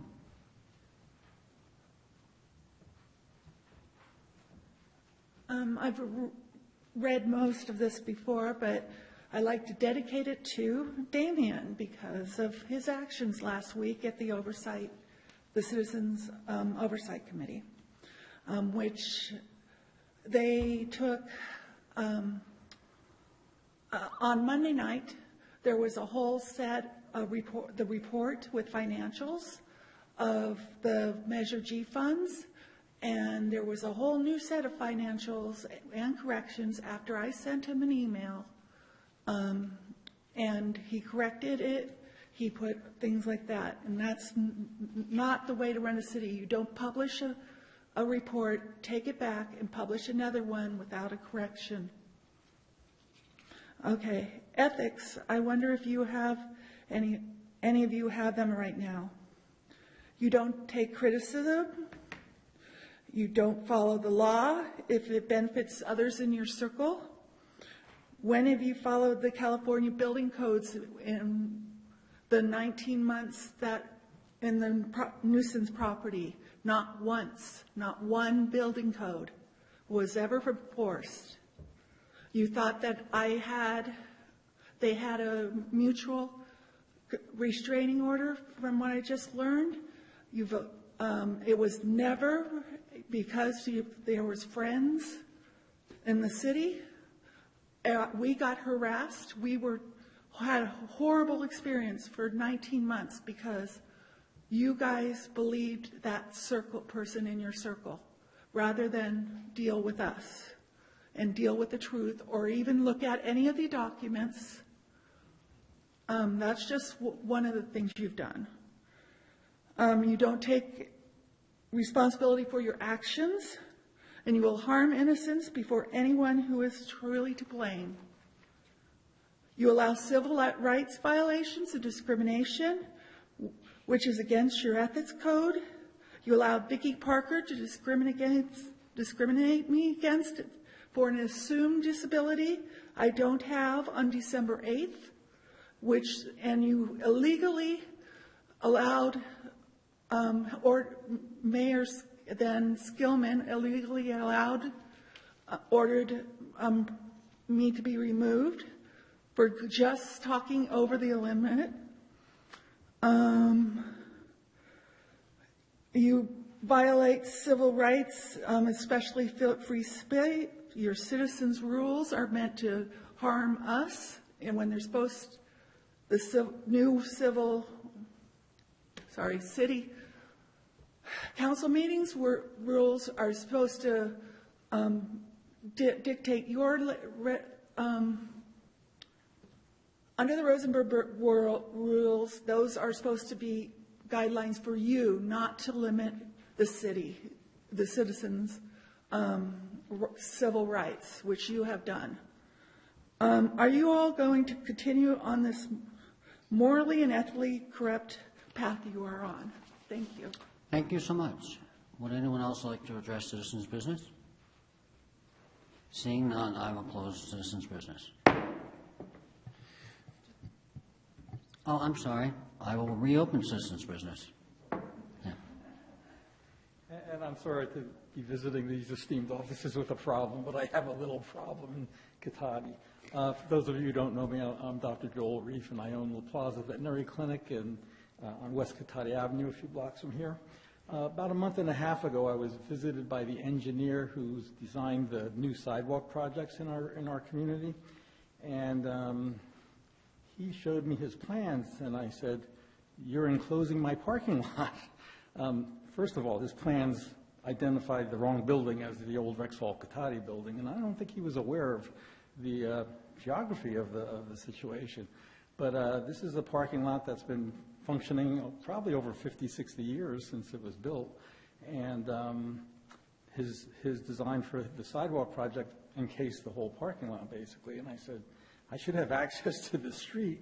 Look across the street. The preschool has a driveway going up into their parking area. And if I'm a Cotati walker, I walk around all the time, and there is no off-street parking lot that does not have access to the street. So I called city engineer Craig Scott, and he came down, and we looked at it together. But he was towing the company line and supported the plans as they were designed, rather than listening to me that I should have access to the street from my parking lot. Anyway, that's where it stands. We'll see what we can do out of that. And I guess I should go to the business development meeting on Monday. I shall do that. But I just wanted to air that out, that we have an engineering firm from Santa Rosa who was not aware of any of the local history and the local usage. I told Craig that I had my parking spaces were use permitted. Dennis Dortch mapped them all out to make my building legal, basically. I've been there 24 years, and it was an empty, out-of-the-way building at that time, and over 24 years, we've, of course, established a flourishing business there. So I just needed to air out my problem to someone that could help me there and look into it and see what we can do. Thanks very much. Thank you, Dr. Reif. Anyone else like to address citizens' business? Seeing none, I will close public comment. Citizens' business. I do have a question. Just a couple brief comments. So on the comment about the document with the Measure G Oversight Committee being altered, the truth, as it usually is far less nefarious. What happened is it's a double-sided document and initially got scanned in single-sided, and as soon as that error was realized, it was scanned in as double-sided. Nothing actually changed. It was just how it was scanned. Regarding the parking lot issue, myself and the city engineer will discuss it, and we'll talk with the land or the business owner about it as well if there's still an outstanding issue there. Okay. I thought at one point when we looked at that particular item that 30-foot driveway was that property, but maybe not. There's, I'll let Craig speak to it, but basically there's a long frontage there that there will be a sidewalk in front of, but there's also driveway cuts, I believe, so. Craig Scott, Public Works Director, City Engineer.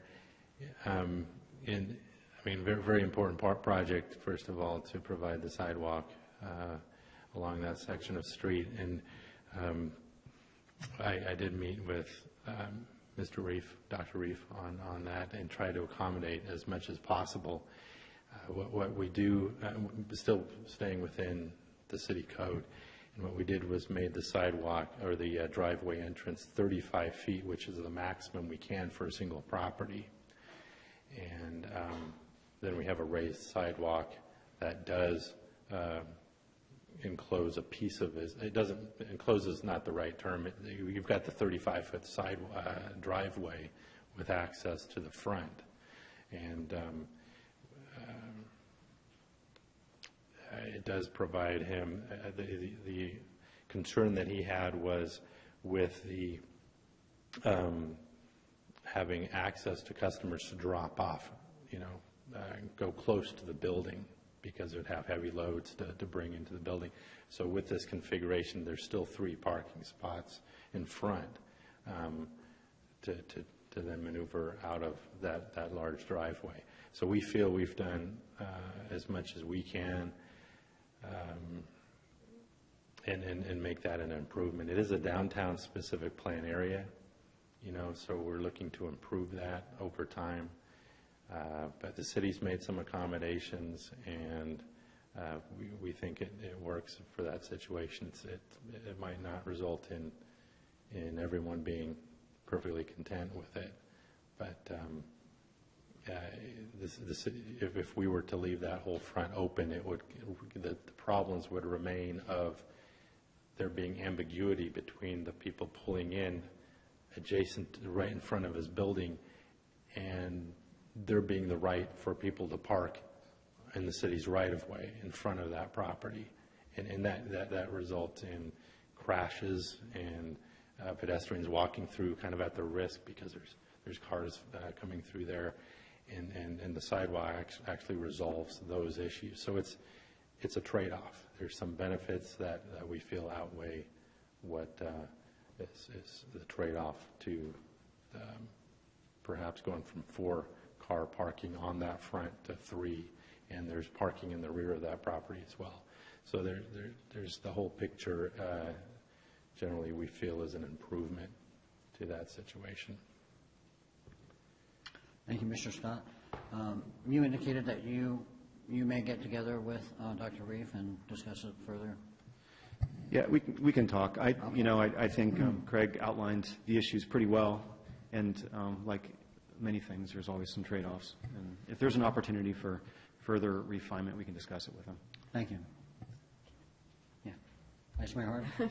Correct me if I'm wrong, but once the sidewalk's there, then will that also not add additional street parking?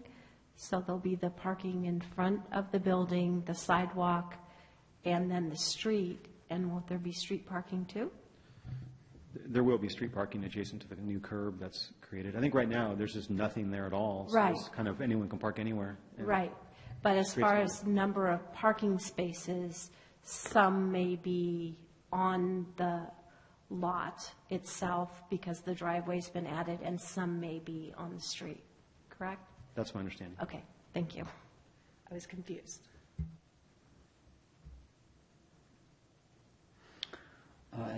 Any comments regarding citizens' business or clarification questions? I did have one comment, and again, I will reiterate what's been said many times before. Tell the truth, George, and we'll move on. So at this point, I'd like to get any direction on future agenda items from the existing council.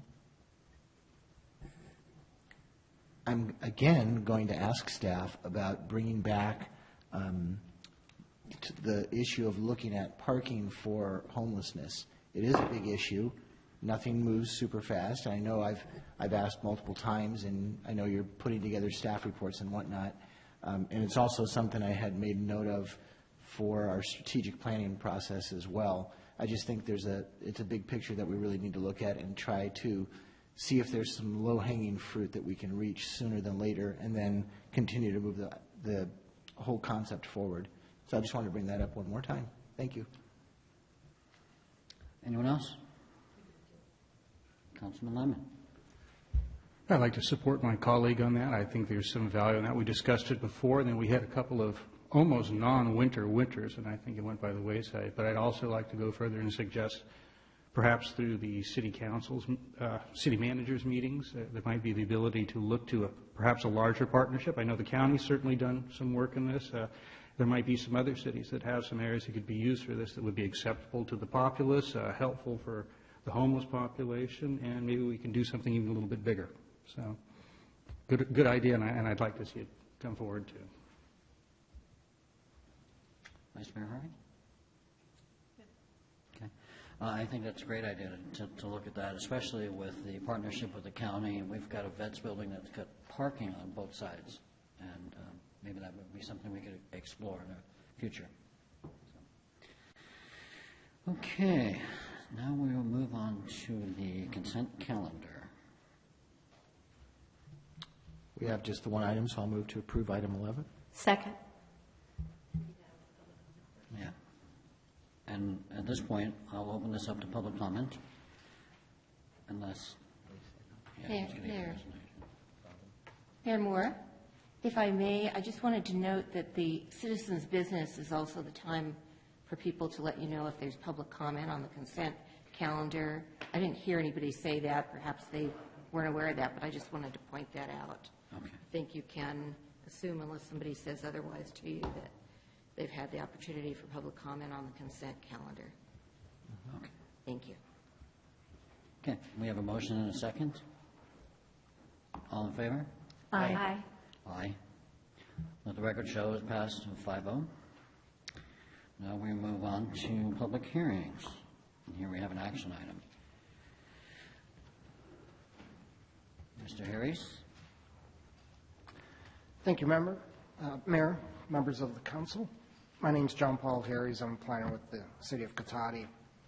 This is Addendum 12A. Begins on page 23 of your packet, the staff report.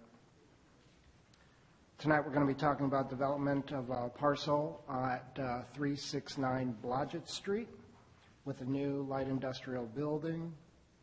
And you're going to be considering 3 items related to the development of that. First is the design review for the structure. Second is a variance to allow an accessory structure, which happens to be the trash enclosure within the rear setback. And then the third item is a tentative parcel map, which will create an airspace subdivision of the structure to create 2 industrial condominium units. So the matter before you tonight is because our land use code requires the City Council to approve all subdivisions. Also, the code requires you to also, as the highest review authority, to make the final decision on anything that's related to that subdivision. So in this case, that's why you're going to be considering the design review and the variance tonight. So the parcel is vacant. It's about 2.5 acres, and it's located on Blodgett Street in the western part of that district, which is a commercial industrial district. It's called the Candy Business Park. It was approved in 2000, and all the other parcels have been developed in that area. This is the last one. It's a kind of an infill project. It's the property that is actually just adjacent to the city's corporation yard. So if you're familiar with it, it's that last piece that's to be developed. The structure itself is about 43,970 square feet. It's a single-story metal frame structure with an accordion-type roof, and it's pretty much very similar and very compatible with a lot of the structures that are out there. Nothing unusual about that. The project itself is actually a resubmittal of a project that was approved by the Planning Commission in 2008. Of course, once it was approved, we had the economic downturn, and the project didn't get built, and those entitlements expired in 2010. They resubmitted the project, and what was actually a good project in 2008, we'd like to think is a better project today. And I'd like to thank the applicant for working with staff.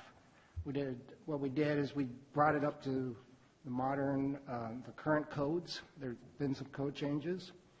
We adjusted the parking to increase the landscaping and the bioswales capacity, so it has a better water quality improvements. And we also were able to tailor the structure to a use that actually the Planning Commission considered last night, which would allow a metal finishing facility to operate in there. So it was a nice project. The variance is for the trash receptacle. It will be 20 feet from the rear property line, which is still good distance, but it is within 30 feet, and that's the rear setback there. It's actually the same location of the 2008 approval, and we support the variance. It is just an accessory structure. It's not the main building that would be encroaching into the setback. It's a good location for the trash area. It's hidden from view. It's an opportunity to landscape it really well right around there. And it is outside the Laguna setback, so we're not encroaching into something we don't want to be encroaching into. And it wouldn't grant any special privileges to the applicant that is inconsistent with the limitations on the other properties. Our property has structures that are closer to the setback than what they're proposing, as does the property on the other side of this property also have accessory structures that are close to the rear setback. So then the last item, and the reason this is before you, is the tentative parcel map. As far as subdivisions go, this is a rather minor one. It is just an airspace subdivision of the building. It would create 2 condominium units, and it does not result in a division of the land beneath it. It doesn't affect density or the development pattern in the Candy Business Park. And And it wouldn't also, it doesn't affect the number of uses that would be in the structure. It really only affects the ownership within the structure itself. We could see anywhere from 1 to 6 different uses in there. It's just how it's owned. So primarily our considerations in looking at the subdivision were looked at the map itself and whether or not it contained all the elements that are required. We looked for it to comply with our subdivision ordinance as well as the California Subdivision Map Act. We looked for joint maintenance agreements for the common areas that would be the parking and the roof and pretty much anything that would be held in common. And then I guess lastly I'll just say that we did bring this to the Design Review Committee, and we brought it to the Planning Commission. Both bodies reviewed it and recommended approval. Their recommendations were unanimous, and there were no recommended changes to the project or the conditions of approval. And staff is recommending that you also approve the design review, the variance, and the subdivision, and adopt the resolution that would accomplish that. So I'm available for any questions, as well as developers here, and he can answer any questions you might have as well. Thank you. Thank you, Mr. Harris. Councilman Lyman. Thank you, Mr. Mayor. I wanted to ask Mr. Harris if we could just confirm the council tonight has authority to approve the design review, the tentative parcel map to create the 2 spaces or industrial condominium units, and the variance that's required for construction of the accessory structure. But we are not the authority for the use, the proposed use there. That was decided by the Planning Commission last night. Is that correct? Yeah, that's correct.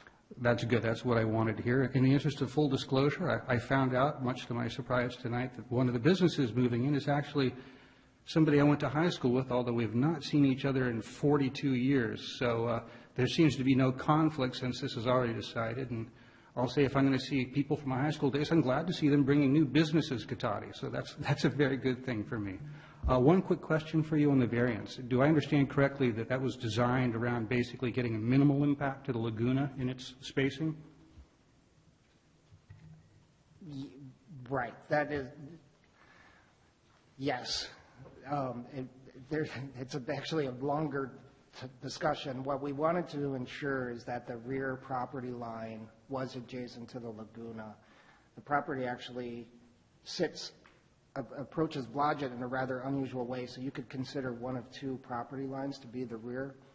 We prefer the Laguna to be the rear of the property. For one, it's consistent with what's happening on the property next to it and our property.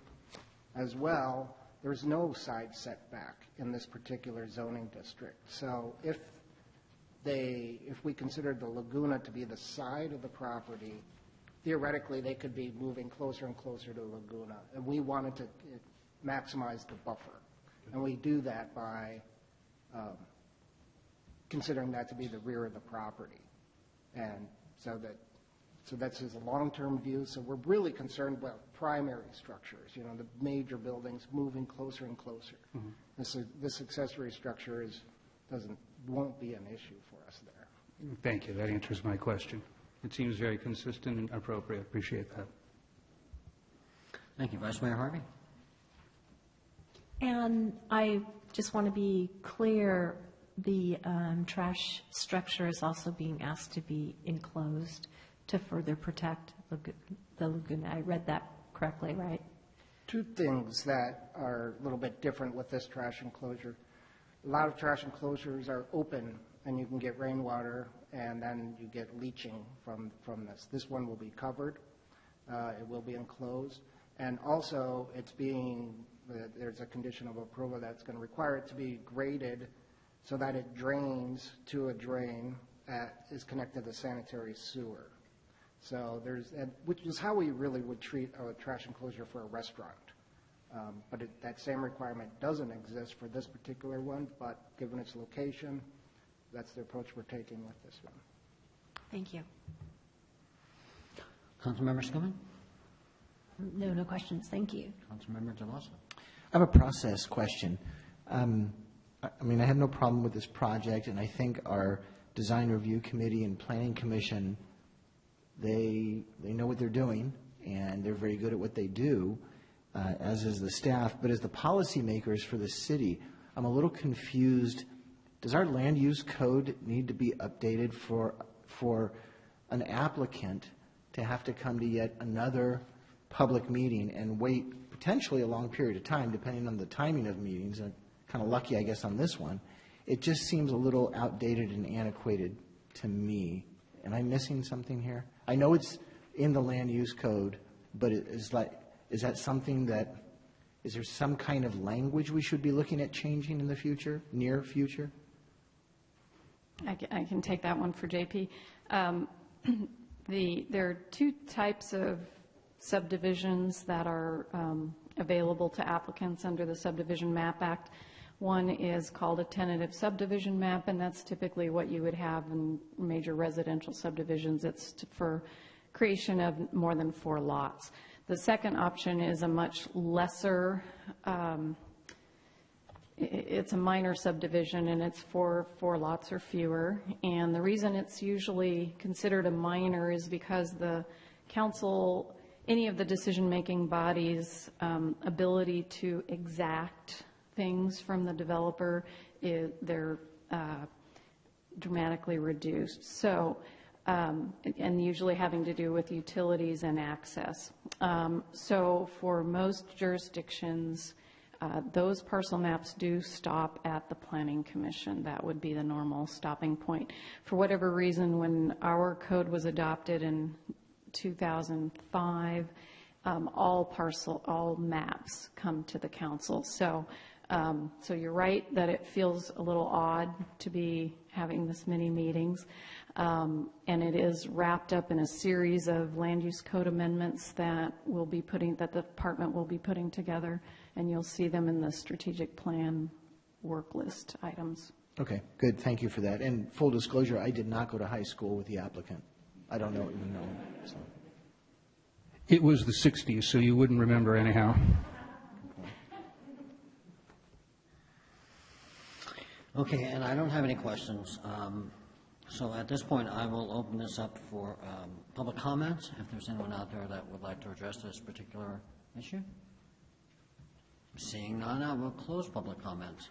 Bring it back to the council for direction. Mr. Mayor, unless there's some further discussion or commentary, I'd be pleased to move move adoption of a resolution approving the design review for a new light industrial building at 369 Blodgett Street, a tentative parcel map to create 2 industrial condominium units within the building, and a variance to allow construction of an accessory structure within the rear setback.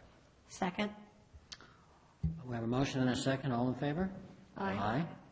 Let the record show that passed 5-0. Congratulations. I am thrilled to see, again, more businesses coming into town. There's so many comments out there that we keep losing things, and it just keeps coming in. So with that in mind, I'd like to move on to the review of the proposed water transmission system budget, Sonoma County Water Agency fiscal year 2016-2017. And back to Mr. Harris. Mayor, members of the council, Craig Scott, Public Works Director. Oh, I'm sorry, I was about to Ms. Taylor, could you get their presentation while I'm doing the introduction up and running? Yes, thank you. Okay, so Lynn Roselli and Mike Gossman are here tonight from Sonoma County Water Agency to make the presentation. I'll just have a quick background to set the context of the presentation tonight, which is on the proposed water agency budget. The city is supplied by three of its own wells and 2 connections to the water agency. The split is about 3/4 of volume from the water agency and about 1/4 from our wells. The agency has a technical advisory committee made up of staff from the contractors, the prime contractors, and a water advisory committee of elected officials, and our representative on that, of course, is the vice mayor. The agency prepares an annual budget and provides an opportunity for the contractors to review it. This year, as with prior years, a budget ad hoc subcommittee was formed, which was chaired by our city manager, and we met several times with the agency staff to go over the proposed budget. Especially challenging this year was a 20% drop in water use. Since the rate is 100% quantity-based, that resulted in a corresponding 20% drop in revenues. Over the 3 meetings that we had, the proposed rate was lowered from an initial 9.1%. We had some haggling in there. It went to 6.98, and then it settled at just under 6% at 5.98%. The increase from the reduction in water use was dampened by the use, just in general, by the use of fund reserves, bond proceeds, and grants. The impact to the city's rate study, what is the impact to the city, in our rates is a valid question. And our rate study, which was a multi-year study, anticipated an annual increase of 6%. So during our budget process, it's something we can manage. It's still a challenge because we're dealing with, the drop in water use as well, and we have constant expenses for operating the water system. Okay, so moving forward, the Technical Advisory Committee considered it on the proposed budget at its March 7th meeting and recommended the budget be brought forward by consideration of the Water Advisory Committee at the April 4th meeting. So tonight, what's being asked of council is to provide direction to the vice mayor, to our WAC representative, to endorse the proposed fiscal year 16-17 water agency budget at that meeting on April 4th. And you're up and running, so at this time I'd like to turn the presentation over to Lynn Roselli. Thank you. Thank you. Thank you very much.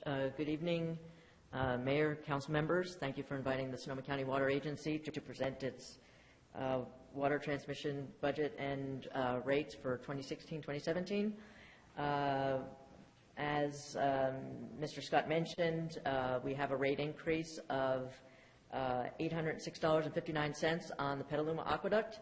That represents a 5.98% rate increase. We engaged in the collaborative process that he mentioned to bring this budget to you that it allows us to operate and maintain the water transmission system, comply with the provisions of the biological opinion, implement some critical infrastructure projects, build fund balance for future capital projects, and maintain fund balance within the policy limits that we have, as well as keep the rate increase within that 4 to 6% range that is informed by the long-range financial planning process and agreed to by the water contractors as well.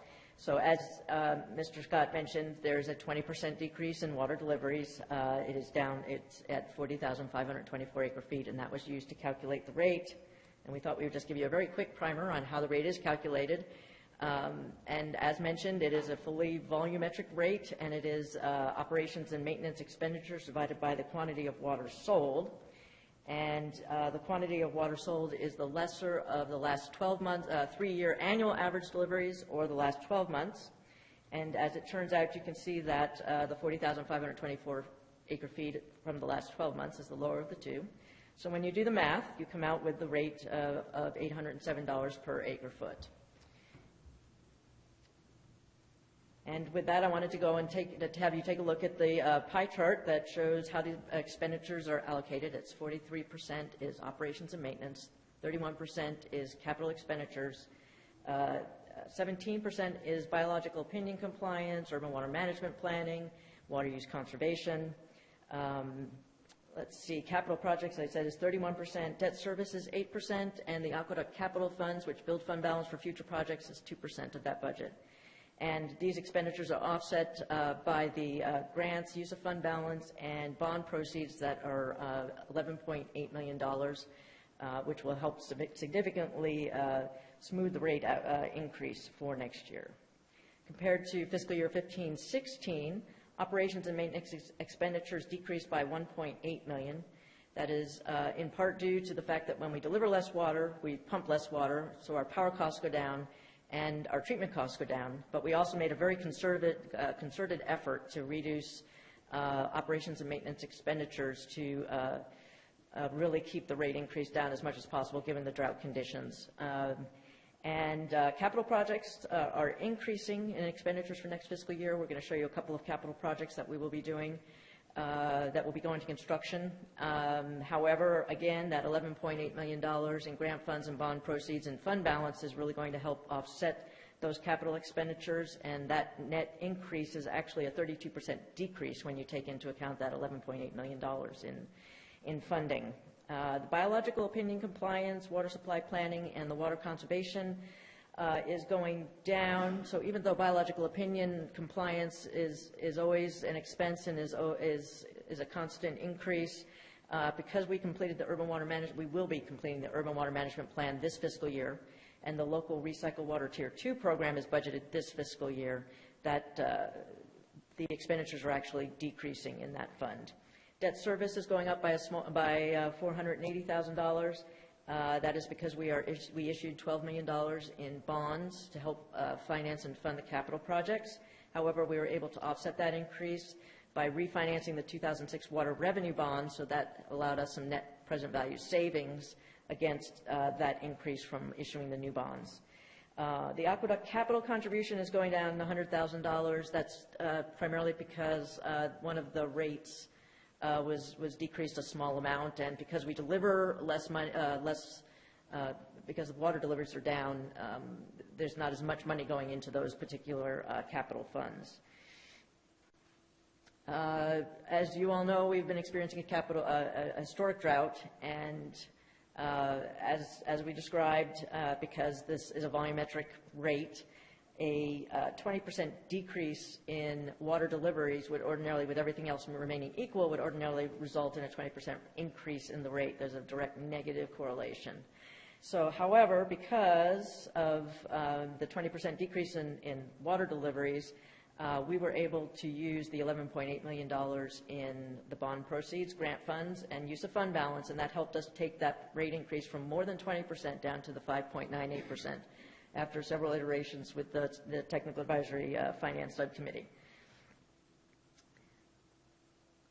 And with that, we wanted to just give you a quick example of a couple of the capital projects that we'll be constructing next fiscal year. That is the Russian River Crossing and the Mark West Creek Crossing hazard mitigation projects. We'll be taking the aqueduct pipeline that goes under the rivers and creeks there.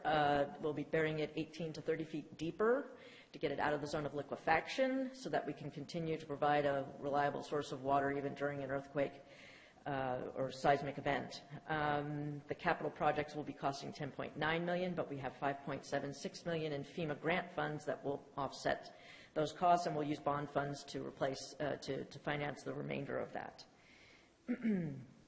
And another capital project that we are going to be implementing next fiscal year again is the Ralphine Tanks Flow-Through Conversion Project. We're going to be reconfiguring the pipeline configuration to get more efficient water flow and improve water quality.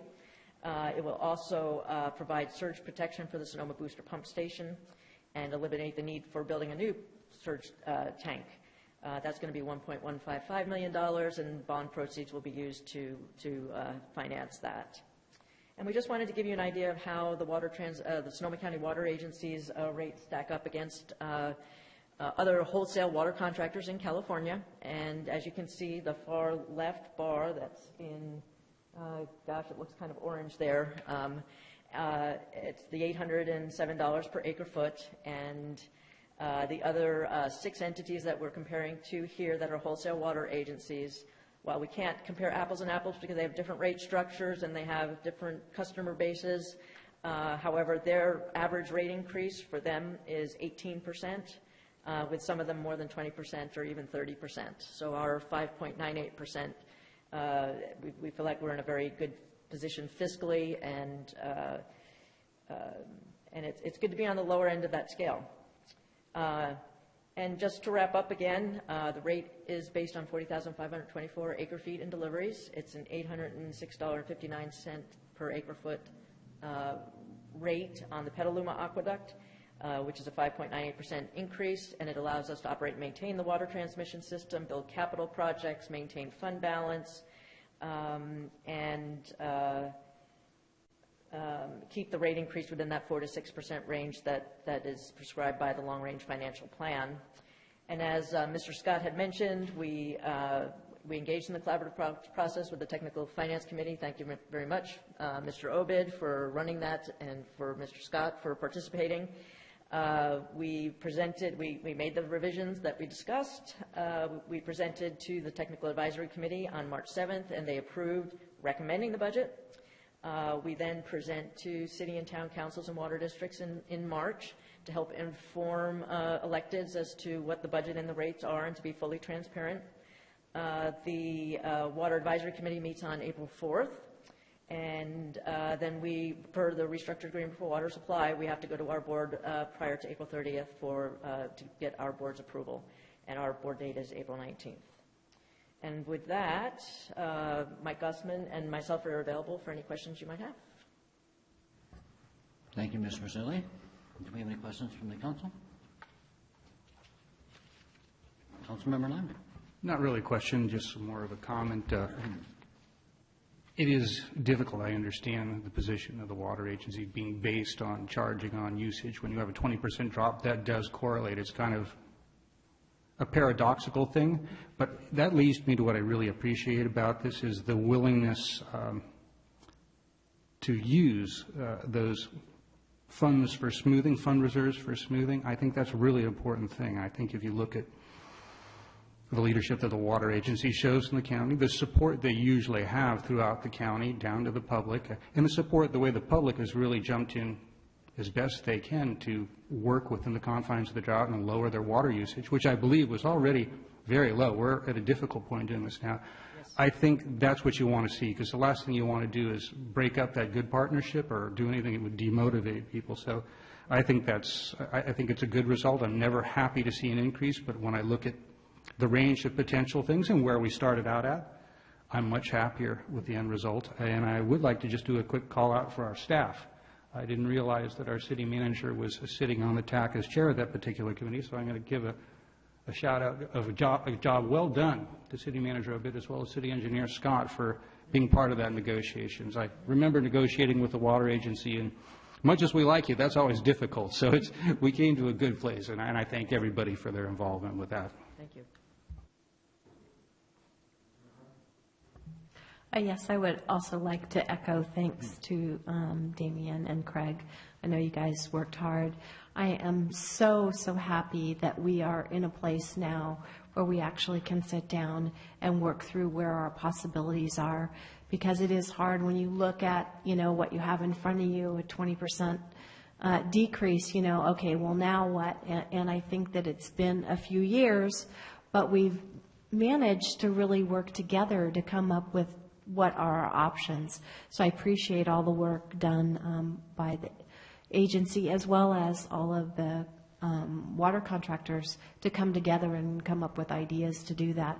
And I am very pleased that we are within the 4 to 6 range that we had asked, because it, as you pointed out with some of the other agencies, they are not doing some of those things, and some of the districts are being hit with pretty sizable increases. So I really appreciate everyone's hard work to come up with a solution to make it manageable. Thank you. Thank you. Councilmember Delosa. I do have just one comment, kind of aside from the budget. I just hope that the water agency is going to continue to preach about water conservation efforts. We're, drought, no drought, however people want to interpret it. We've had a decent winter, great. We've had 4 undecent winters right before that. And it's too precious of a commodity. And, it's not for us to be wasting. We should be doing our best to conserve. So I just hope that, the water agency will continue to preach that message to the public. Absolutely. Councilmember Skinner. Thanks. I was just going to echo as well my appreciation that it would be very challenging to go to our constituents and say, thanks for saving, getting a 20% decrease in your water usage. Now we're upping your rates by 24%.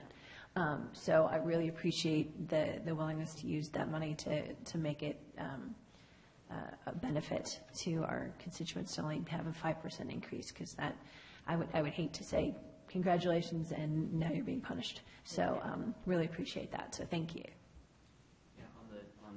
On the water conservation, absolutely, we're not cutting our budget for next year. I think it's really important that we continue to conserve, because a lot of projects in the long run, the more we conserve today, the longer we can delay projects in the future, and that actually makes it cheaper in the sense if you build a bigger rate base to support those projects that will inevitably come.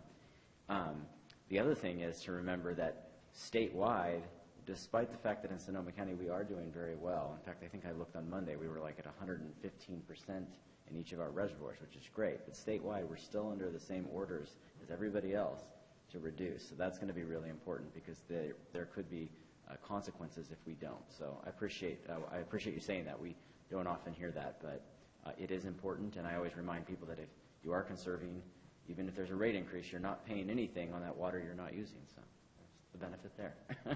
Thank you. Thank you so much. Well, there's not much more that I can add that the council hasn't already spoken about. So at this point, I will open it up for public comment, if anyone would like to address this issue. Mr. Berich. Well, Council, it's bittersweet, or I would say disappointing here. We're going to have another water rate increase. I can't remember when we ever had a rate decrease.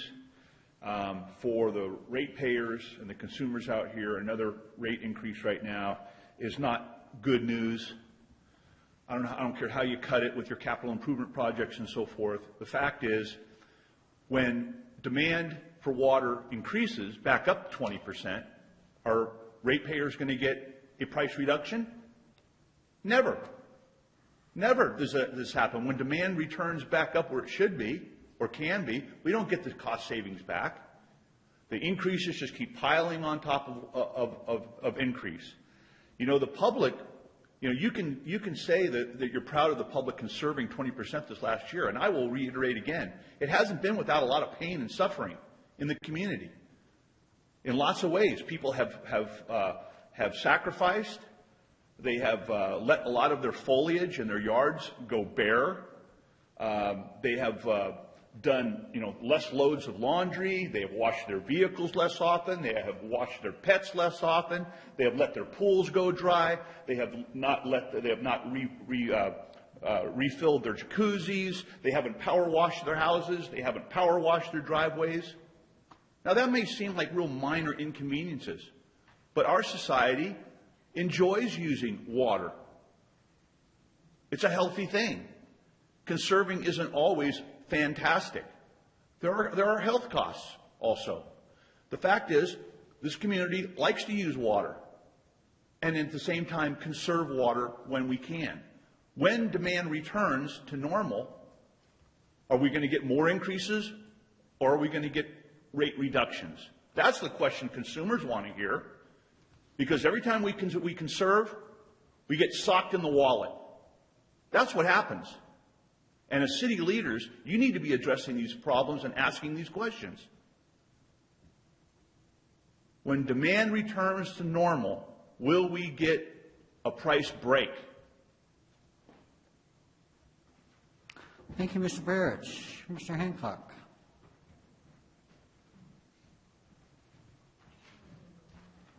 Yes, good evening, Council. Neil Hancock.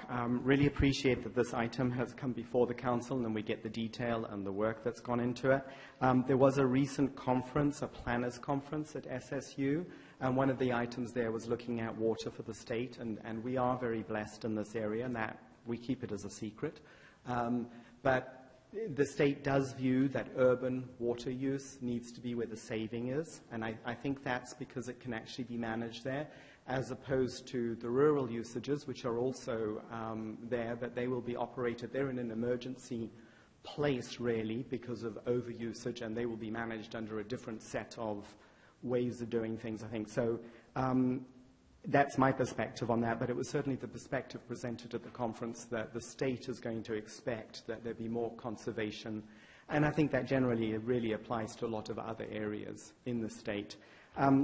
I would also ask that in these reports we have some dependencies on the environment, and particularly Dry Creek is an area where the water comes down, and as we know from the name, or we can guess from the name, in the past it was dry, but we use it as a water conveyance now, and there's a lot of effort going into making sure that that area has multiple usages, that it's used for all the environmental, historical purposes that it has in the past. So I think it would be, I would hope that we can also get an update with this on what is happening with Dry Creek. I would also point out that a good amount of, there's the potential for water that comes down in Cotati, that goes down the Laguna, that enters the Russian River, that will then enter, I think it's further downstream, the Wola connection. So what goes into our creeks here can potentially end up in our drinking water system. So, I think we're all tied into water and respecting it and not abusing it too much, not wasting it in different areas. I still see a lot of green lawns around Cotati. I still see, I think it's HOAs that just have their sprinkler systems set on and go off. I've been past the Oliver shopping market that just has its sprinklers going off. I hope that's changed. So I certainly hope that we can keep on this course and get away from some of the bad practices that have been historically there in the past, and appreciate it. Thank you very much. Thank you, Mr. Hancock. Any other public comments on this particular issue? Seeing none, I will close it. Bring it back to the council. I would like to make one particular comment. Vice Mayor Harvey? Mr. Scott, it was my understanding that the rate process that we went through prior, that accounted for this, and therefore there is not a rate increase to our constituents based upon the water agency budget. Correct. We've got our budget process coming up, and so we've already anticipated a 6% rate increase. So that takes the lion's share of any kind of a needed adjustment out of the picture. And then my understanding is, as we're watching the water use closely, we factored in the water reduction to our projection for our quarter, for our water use, and we're actually at or slightly above what those revenue projections are in our own water use. So that's why I say it's a manageable, something that's manageable. We don't have some big gap to try to close this year. Yeah, unlike some jurisdictions that are having to actually raise the rates to cover this, we anticipated this. And again, I'll reiterate, this is some of why it's really important that we work in conjunction with the water agency so that we can plan ahead, so that we don't have these knee-jerk rate increases and the possibility in other years to have decreases. It's much nicer if it can be smoothed out, so. Councilmember Lemon? Well, I appreciate having that confirmed. It's good to know that nobody got it socked to them in Cotati, as I heard. Always a concern for people, but this is the benefit of working as a group long-term and trying to do some prudent planning.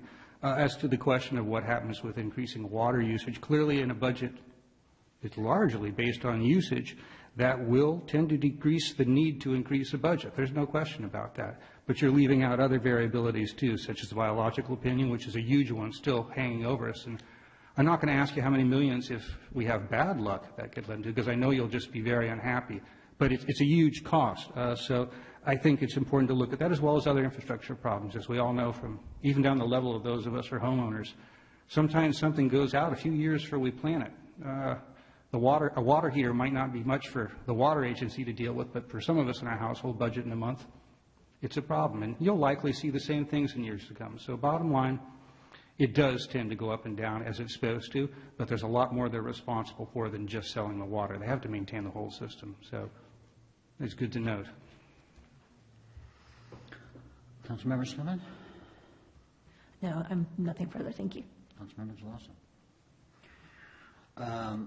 I certainly am thrilled and not surprised that looking forward and looking at these projections, the incompetence of Cotati City government actually took this into consideration so that we wouldn't have the impact on our ratepayers.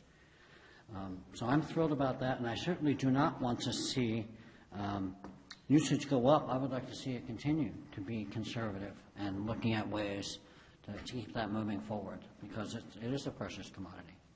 And with that, I would be looking for some direction from the council on this. So You direct me. I'm thinking this is yours, you should, but we have to give it to you. So with that, I would move that we provide direction, I will move that we provide direction to our Water Advisory Committee member, Councilman Vice Mayor Harvey, to endorse the proposed Sonoma County Water Agency fiscal year 16-17 water transmission system budget. Do we have a second? Second. All in favor? Aye. Aye. Like a record show, that's No, I'm going to save my comment. Never mind. It's fine. it's 5-0. Yes. And with that, we're going to take a, speaking of water, a 10-minute bio break. Thank you very much. We'll reconvene at about 25 to. Or 35 after.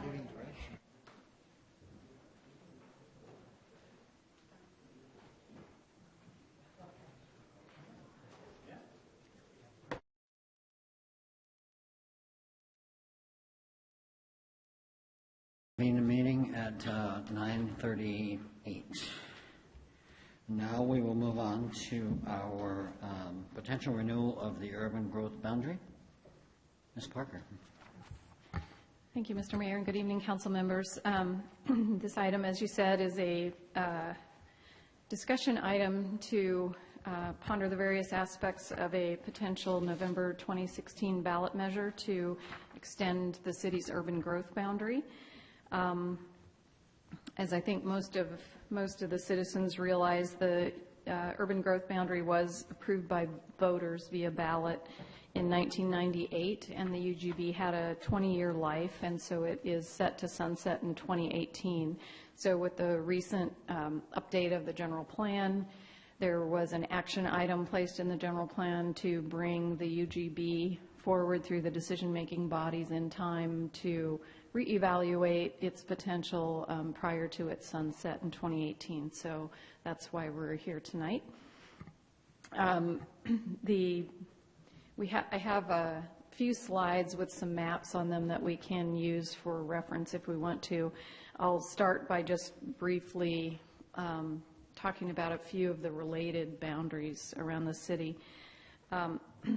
The urban growth boundary is more or less contiguous with the city's sphere of influence. And just for members of the public, the red line that you see in the map is the city limit line. That's the incorporated city municipal boundary. The purple dashed line, which is more or less contiguous with the orange or yellow dashed line. Those are the two, the purple being the sphere of influence and the orange, yellow being the urban growth boundary. So what the graphic is really showing you is that in most instances, those are exactly contiguous, those two boundaries. So, and I'll point out really for everybody, the only exception to that is a parcel at the very northwest edge of the sphere of influence. And when the city's sphere was updated in 2013, that boundary was left out of our sphere of influence because it currently has a Williamson Act contract on it, an agricultural contract. So the LAFCO board was not able to include that in our sphere because of that contract, because of their policies that dissuade spheres over Williamson Act contract property. So in all other instances, the urban growth boundary and the sphere are contiguous, and that was a request that we made to LAFCO when they updated our sphere. At that time, I'll quickly,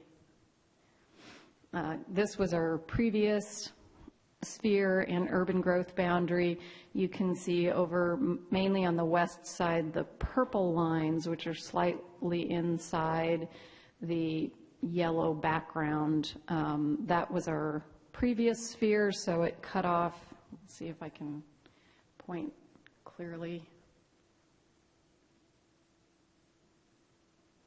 Let's see. Not sure this. Oh, there we go. I can find it. There we go. This area here, the sphere cut off this area that is more or less included now, and this area here was added into our sphere. So again, this is the previous, the pre-2013 sphere. I just want to go back and make sure we're looking at the accurate map for the rest of the discussion.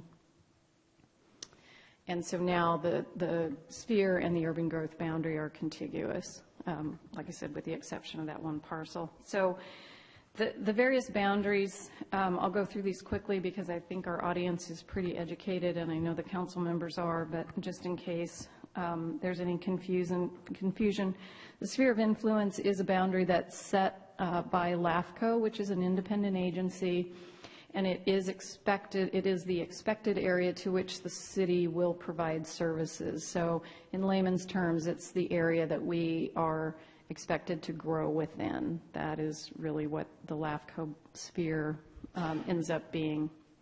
The urban service area is a county boundary, and that is a companion to the sphere of influence, and it helps the county staff and decision makers when they are evaluating projects or looking at land use designators or overlays.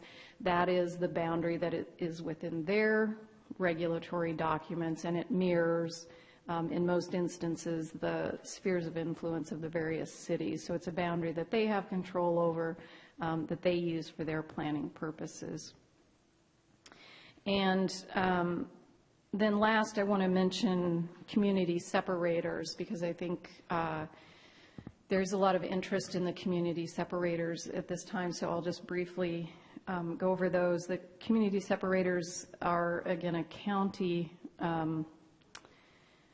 regulation, if you will, or a county characteristic, and those were also, community separators were also adopted via ballot or approved via voter ballot. They have a little bit of a history that I included in the staff report, that they were first introduced in the county's open space element of their general plan in 1989. for the purpose of creating separation between the cities and maintaining open space in the unincorporated areas. And in 1992, LAFCO developed a policy of denying annexations of territories that were in community separators. And then finally in 1996, county voters adopted the ballot measure to give those community separators that additional layer of authority that they could only be amended, removed, enlarged, et cetera, through another vote of the people.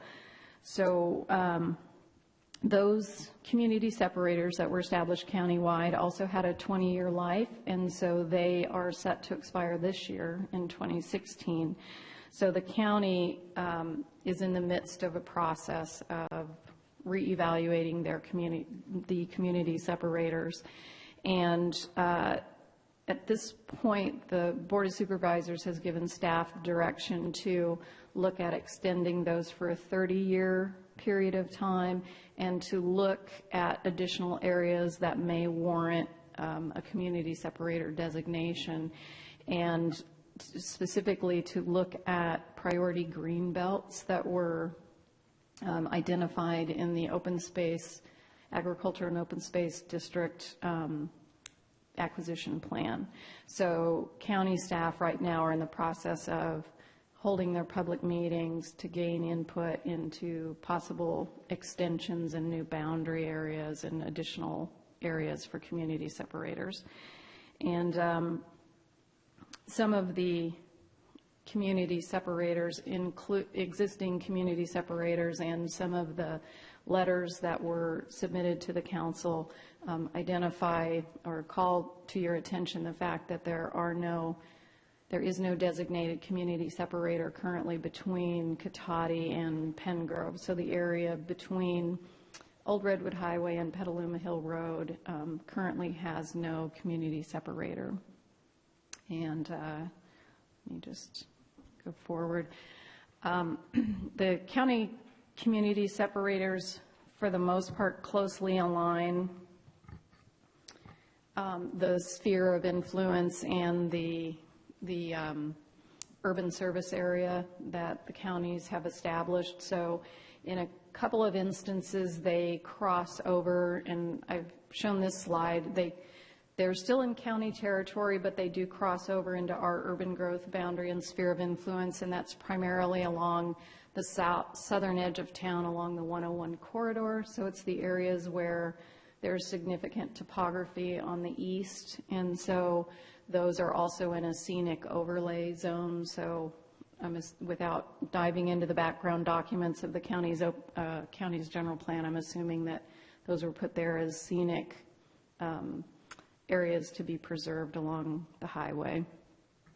So I wanted to include this one just to give you a point of reference. The purple area up near the top, the lavender area. I can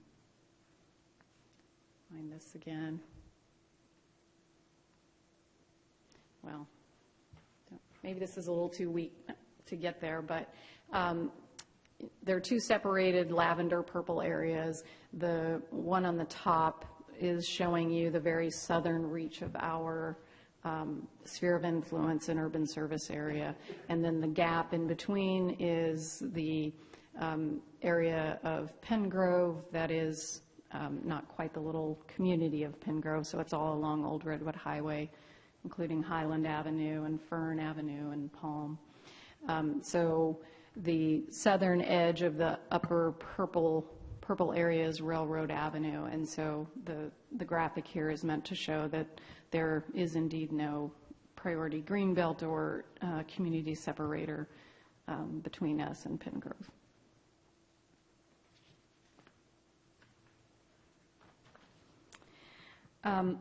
The Planning Commission packet that I included for you detailed all of the characteristics or the factors that we thought were important for the Planning Commission to consider a possible extension of the urban growth boundary. So it's things like the build out, our potential physical build out, population build out, our regional housing needs allocation numbers, also our water and sewer facilities, and we looked at all of those factors because those are the things that might drive the need to extend the city limit line or potentially the sphere of influence. What we reported on for the Planning Commission is that none of those factors that we looked at would lead you to a conclusion that the urban growth boundary needed to move further out. We've got plenty of land available to meet our regional housing needs allocations for well into the foreseeable future. There's nothing about our water or sewer infrastructure that would indicate we need to acquire facilities outside of our current urban growth boundary, and we've got significant enough property for our population forecasts. At the Planning Commission, there were approximately 11 speakers that provided comments. I've summarized those briefly in your report.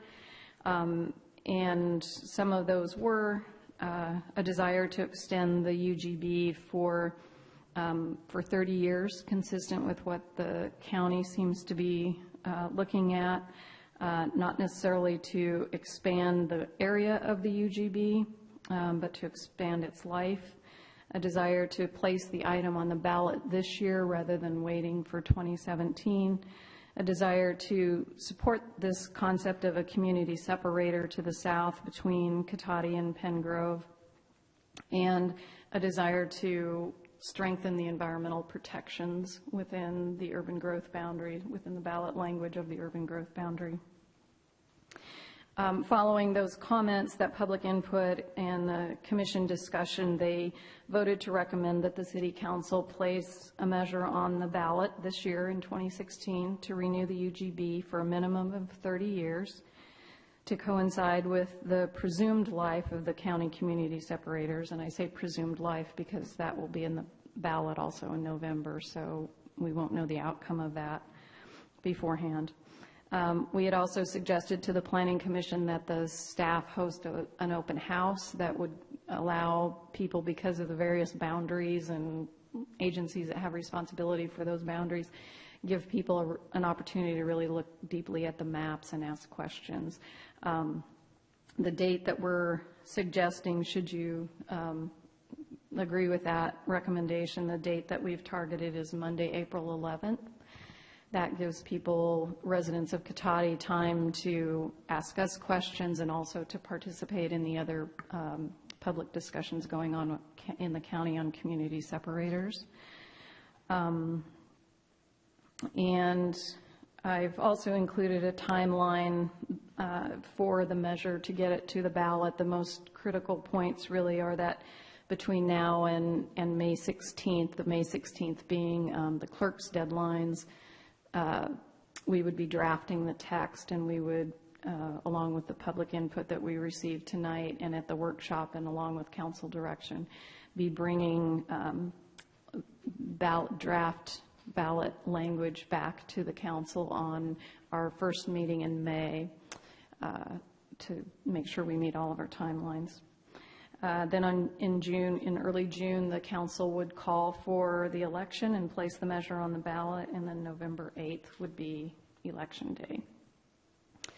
So that was a whirlwind tour through the issue of the UGB, but what we'd like to do tonight is just to receive any comments and ideas that the council has, any direction that you would have for us, and as well as any comments that you would have specifically about a public outreach process. And I did want to point out that there were comment letters, and those were placed on the dais this evening, so you have those in front of you, and I'm happy to answer any other questions that you have. Thank you, Ms. Parker. I'll bring it back to the council for a moment before I open it up for public comment. Any questions for Ms. Parker? Councilman Lemon. I guess two general areas I'd like to ask you questions in, Ms. Parker. First of all, on the timeline, I support the proposed timeline and definitely the need for the open house. But what I wanted to clarify is if we need to discuss or give some at least preliminary direction to the county on the issue of community separators for our community tonight if that would be, because I'm looking at the timeline, our April 11th would be the open house to get more input from the public. But I understand, isn't the county having their meeting roughly the time frame or something? I guess the question, bottom line, would be, you looking for that direction from us tonight, a discussion on potential direction to the county on that issue? April 15th, I believe, is the county's planning commission meeting. So within that, of course, then the item goes forward to the board, to their board of supervisors. So I feel that we do have sufficient time to submit a comment letter to them. Obviously, if we could get it to them by April 15th, that would probably be all the better. And I'm going to look to the city manager, city attorney to give me direction on whether we could draft a letter based on input. I was thinking that it would have to come back as an action item from the council, but and the issue really is whether if the council direction. If the council wants to provide a letter to the county in support of a community separator and have that be transmitted to the county before April 15th.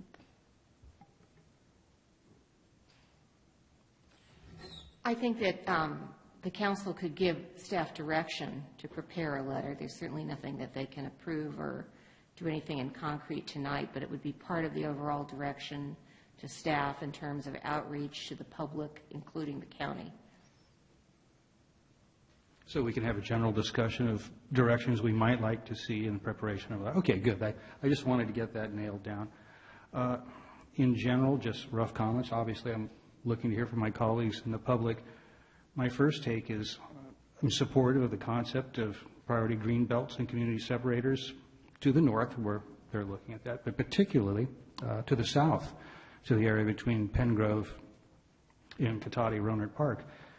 One thing comes to mind, it strikes me, the direction I'd like to see is hopefully that being done as one unit, because if you look at the map that was left up there, I think it would do little good to move incrementally from the west towards the east. If you don't do that whole portion at once, I don't think it really does the job adequately of preventing that sprawl. The other question I had for staff was,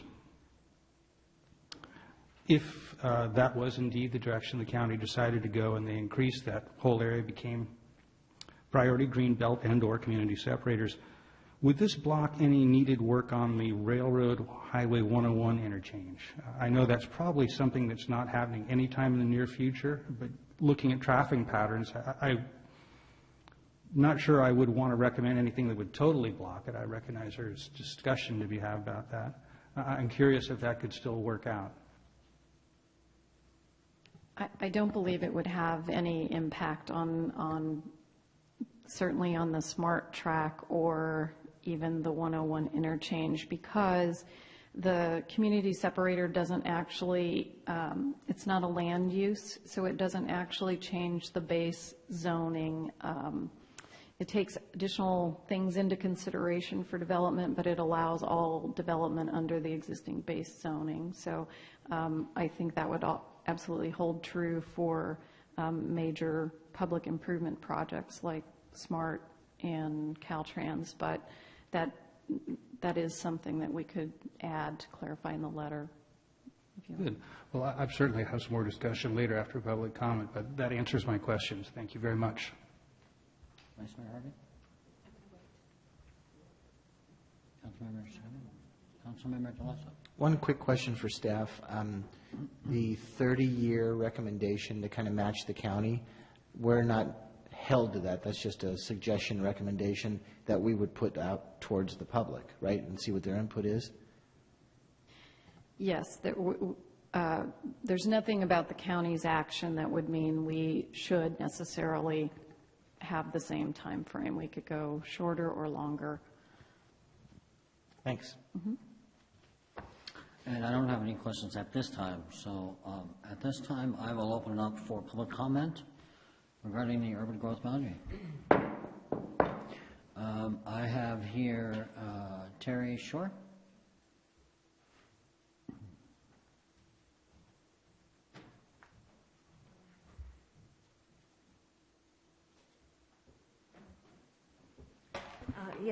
Good evening, Mayor Moore, council members, and staff.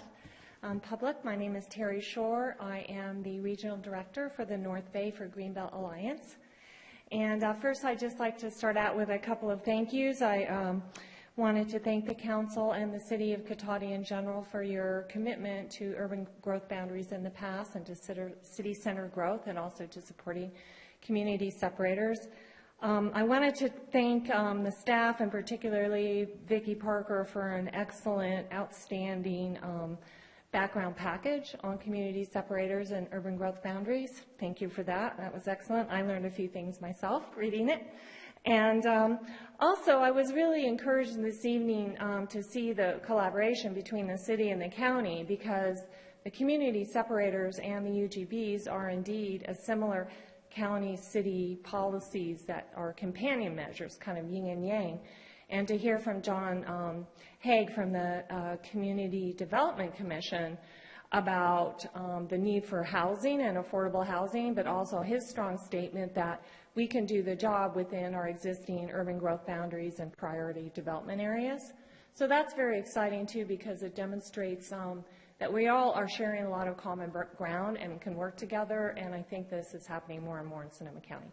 So that's just an editorial on my part, in which I used a minute and a half, but it was worth it. Back to the matter at hand. Well, Greenbelt Alliance urges you to maintain the urban growth boundary with its existing boundaries and with few, if any, policy revisions. We do support the 30-year extension of the sunset, but we would also support a longer sunset. 30 years is fine, but some other communities have considered longer sunsets. Dublin, for example, has no sunset on its urban growth boundary, which doesn't mean that you could never change it, but you need to change it with a vote of the people anyway. So if you did decide to change it in the future during a general plan amendment, then you would just go to the ballot. So it's just worth thinking about. If you are considering any additional language during the public process, and we do support the timeline and the recommendations, to consider perhaps some additional language regarding infill density and protection of environmentally sensitive areas. So now it looks like I have 28 seconds to talk about community separators, which usually takes at least 1 hour when I talk to anybody about it. So I do urge you to engage in the public process, to write a letter to the county, to support the addition of the priority green belts, to renew the existing community separators. And I drew a little mini map that needs a little bit more work as to what a community separator might look like along the boundary of the Cotati UGB. So I'd like to hand these out. Should I go? I've only made 5, but I can send other people a copy. So if I guess you can't really grant me more time, but I can grant you just a moment, but if you can do it in concise. This is the big picture of the community separator. So Cotati, Rohnert Park, Hank Grove is a very important part of it, and it is called out in the general plan for priority consideration, but there are areas all over the county. There are 8 different community separators. Thank you. All over the county, which are these blue ones. And then there are these purple areas, which are the priority green belt. And then there are other areas that haven't been marked but identified, like areas around Pengrove, which is what you're talking about now. And then we also do one up between Cloverdale and Hillsborough. So that's just kind of the bigger picture. And at some point, we'd like to chat to any of you further if you're interested. Thank you so much, Ms. Shore. Thank you. There's some more maps.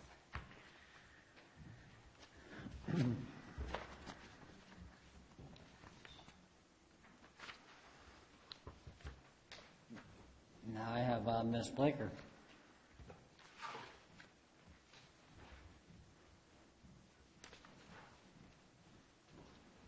Good evening and thank you. I did send in a letter which I think you should have got today. First of all, urging you to consider the renewal of the urban growth boundary with the existing boundaries as they are now. for a November 16 ballot measure, and to consider doing it for a 30-year time horizon or longer. Secondly, to possibly consider special protections for some of the more biologically sensitive lands within the UGB, given that not all lands are equally appropriate for future development. For example, the areas around the Laguna headwaters. And thirdly, to ask you to support or to write a letter to the county to support the renewal of the existing community separators, especially south of Cotati, by adding priority greenbelt areas which have already been mapped by the Open Space District but which aren't yet protected. And just to say a little bit more about the area south of Cotati's UGB, that is where the Laguna de Santa Rosa and the Petaluma River watersheds meet. So it's a very important area in terms of how it impacts both those watersheds. And it's an important area where two groundwater basins meet, so there's potential for groundwater recharge in that area, which would be heavily impacted if there was more asphalt, concrete and roofs in that area. And also there's already a lot of rainwater, floodwater that accumulates along Railroad Avenue. So there are many different reasons, apart from just the community separator itself, for considering not intensifying urban density along the urban growth boundary, which is roughly along Railroad Avenue. So it's just that in the last 20 years, since the first community separators were created, we're now seeing a lot more value to those areas in terms of things like groundwater recharge, wildlife habitat, agricultural areas, riparian corridors, wildlife corridors, and that kind of thing, which we could also now consider when considering where the community separators could be expanded. And I hope you'll support the idea of a community separator south of Cotati, as well as community separators in general throughout the county. Thank you. Thank you.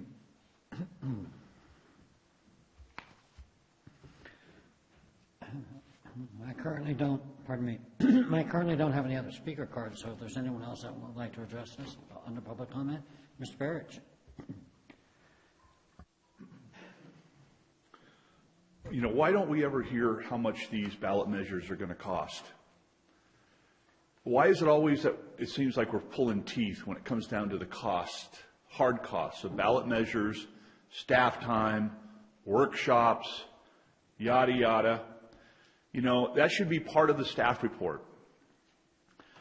The downtown specific plan cost the taxpayers $1 million.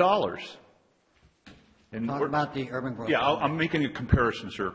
So, regarding the urban growth boundaries, why would anybody want to tie the hands of future council members for the next 30 years? The children in this town who are probably going to be running this town some 30 years from now, why would you want to tie their hands? And why would you want to tie your hands? You know, the Cotati City Council turned down an $18 million development downtown by Oliver's. Did that all by yourselves. You have the power within yourselves to make these decisions on a case-by-case basis. That's what councils do.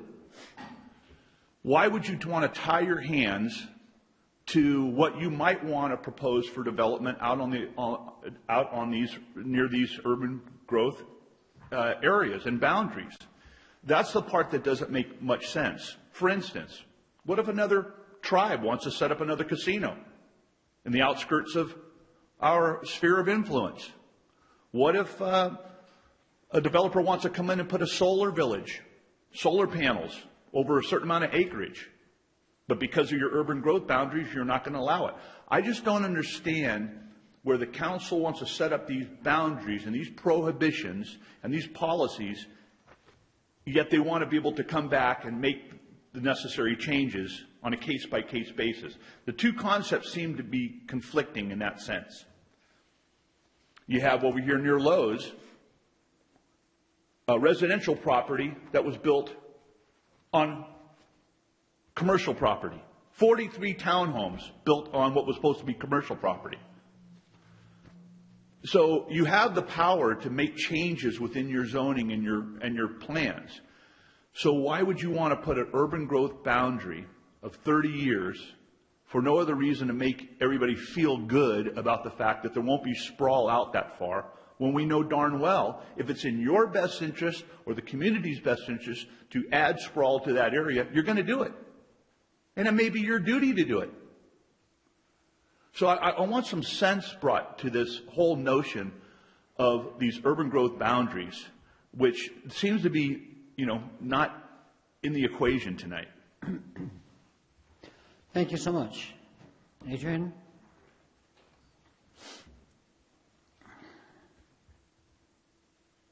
I'm Adrian Lobby. I live at 1 Kingston Way. I just wanted to rise very quickly and speak in favor of going forward with this item. And I think Ms. Blaker and Ms. Shore have a lot of experience, have done a lot of work, and I just want to support them and support us all to have a better, healthier future. And since it costs so much to have a ballot measure, maybe we should do it for 60 years. Just an idea. Thank you so much. Ms. Harding?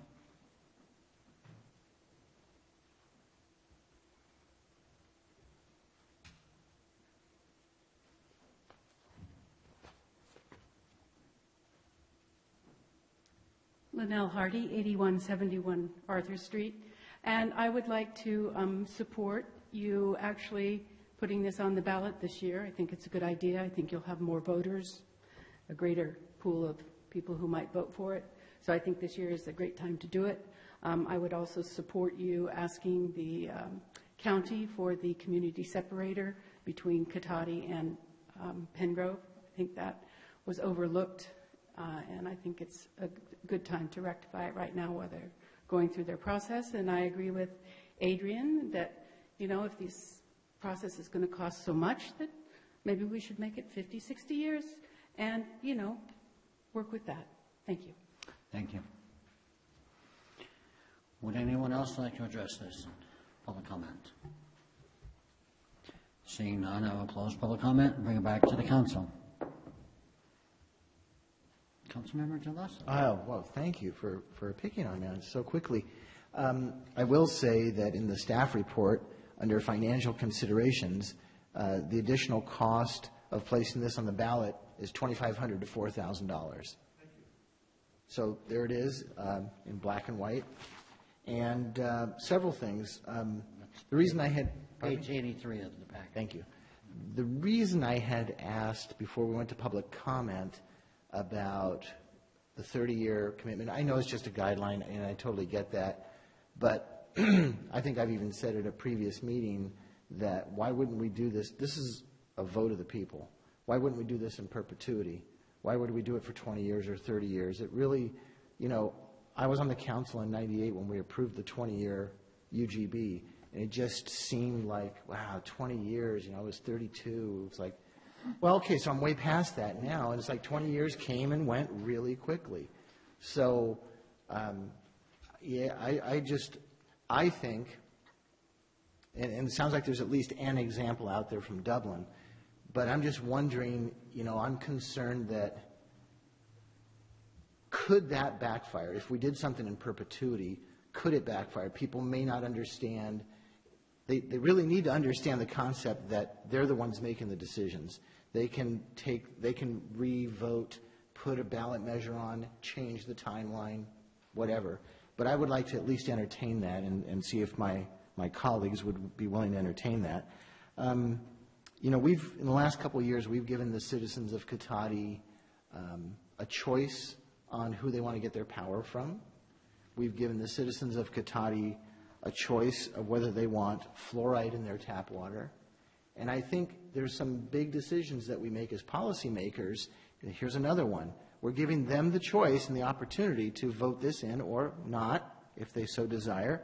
And I think it's the right thing to do.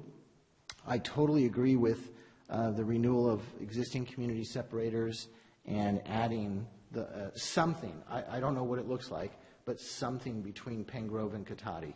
I don't know if it's that whole area as I look at the map. Probably not, but maybe so. And I haven't studied that long enough, but I think that'll come out in the public workshops.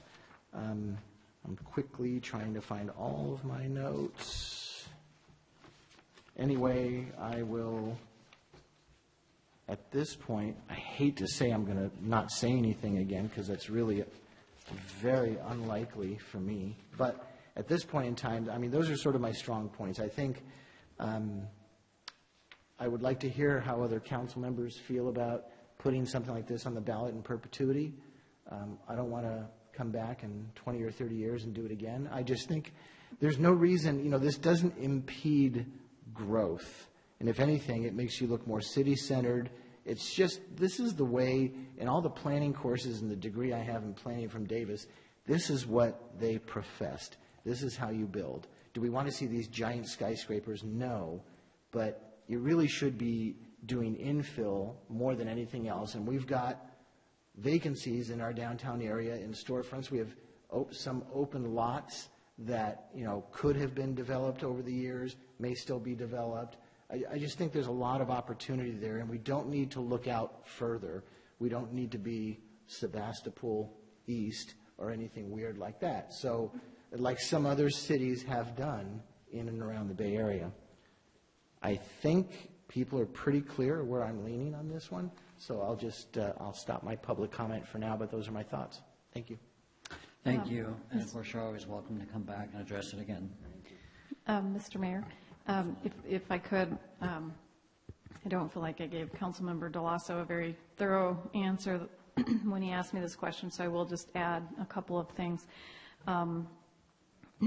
The couple things to consider are municipal service reviews are done in 5-year increments. So theoretically, your sphere of influence boundary gets reevaluated at those same times, so in 5-year increments.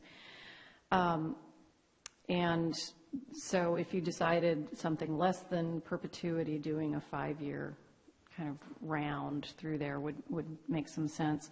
The other thing to consider is just the public perception of a perpetuity.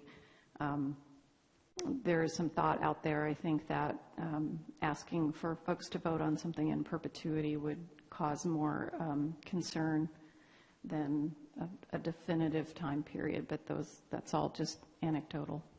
Well, and that's the point I was making, too.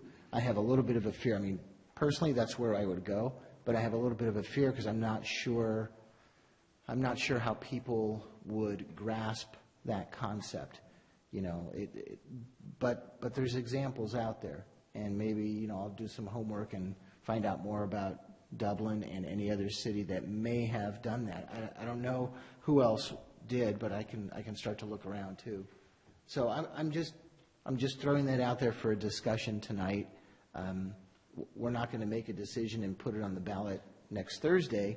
This is all leading up to that public meeting and just starting that discussion with the public and see how they take it. Am I echoing? This thing sounds really funny. All the more reason I'll stop talking. Councilmember Skillman. I'm also supportive of this, maintaining what we have right now, but then also increasing the greenbelt through that area between us and Pen Grove, just to sort of give it more definitive. And as Ms. Parker stated earlier, it's not a zoning issue, so it's really more of a where we're laying down where our lines are. And so I'm also supportive of that. And I don't know, I'm curious about the in perpetuity versus giving it a timeline question as well. But I thought it was helpful, at least, that with the March meeting with the public input was at least 30 years. So that's a minimum of 30 years. So I like that at least as a starting point. But I'd also be open to going for longer. Thank you. Vice Mayor Harvey? like to ask about the concept of the natural value designation map. Are you familiar with those? And could you speak to that a little bit? It was mentioned in one of the pieces of correspondence we got. Bear with me just a minute. Let me pull it up and get the exact language. Do you want the page? Will that help? 133.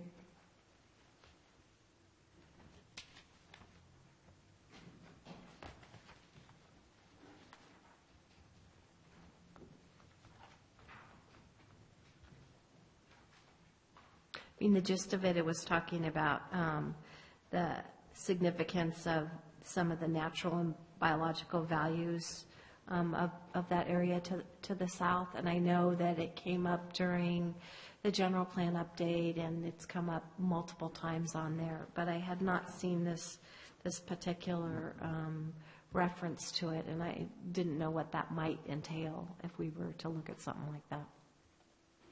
Yes, thank you. The general plan has maps of biological species that we could certainly, and their sightings as best we know them currently. So we could certainly make those maps available to the public during the workshops so that they could see how that relates to areas around the within and around the UGB. What we don't have that I'm aware of, but I can work with the city manager and the city engineer to look at the idea of the natural recharge areas or the water recharge areas, see if there's a way that we can look at the cross-referencing of all of those values to see where they end up, especially around the southern area. Yeah, it's come up multiple times, and so, yet again, it's coming up, but I hadn't seen it mentioned in this manner. So if that's something that we can do, and what I wouldn't want to do is to, make the situation any more confusing, because the specific subject is really about the urban growth boundary, and I know that the more you add on, it gets more and more confusing to people. So we may need to, do that separately. I don't know, but anyways. I will add that the existing ballot measure has language in there about environmental protection. So maybe what could come out of this is if we discover new or more significant issues through the overlaying of the various maps, that it would direct us to how the language might be amended in the ballot language.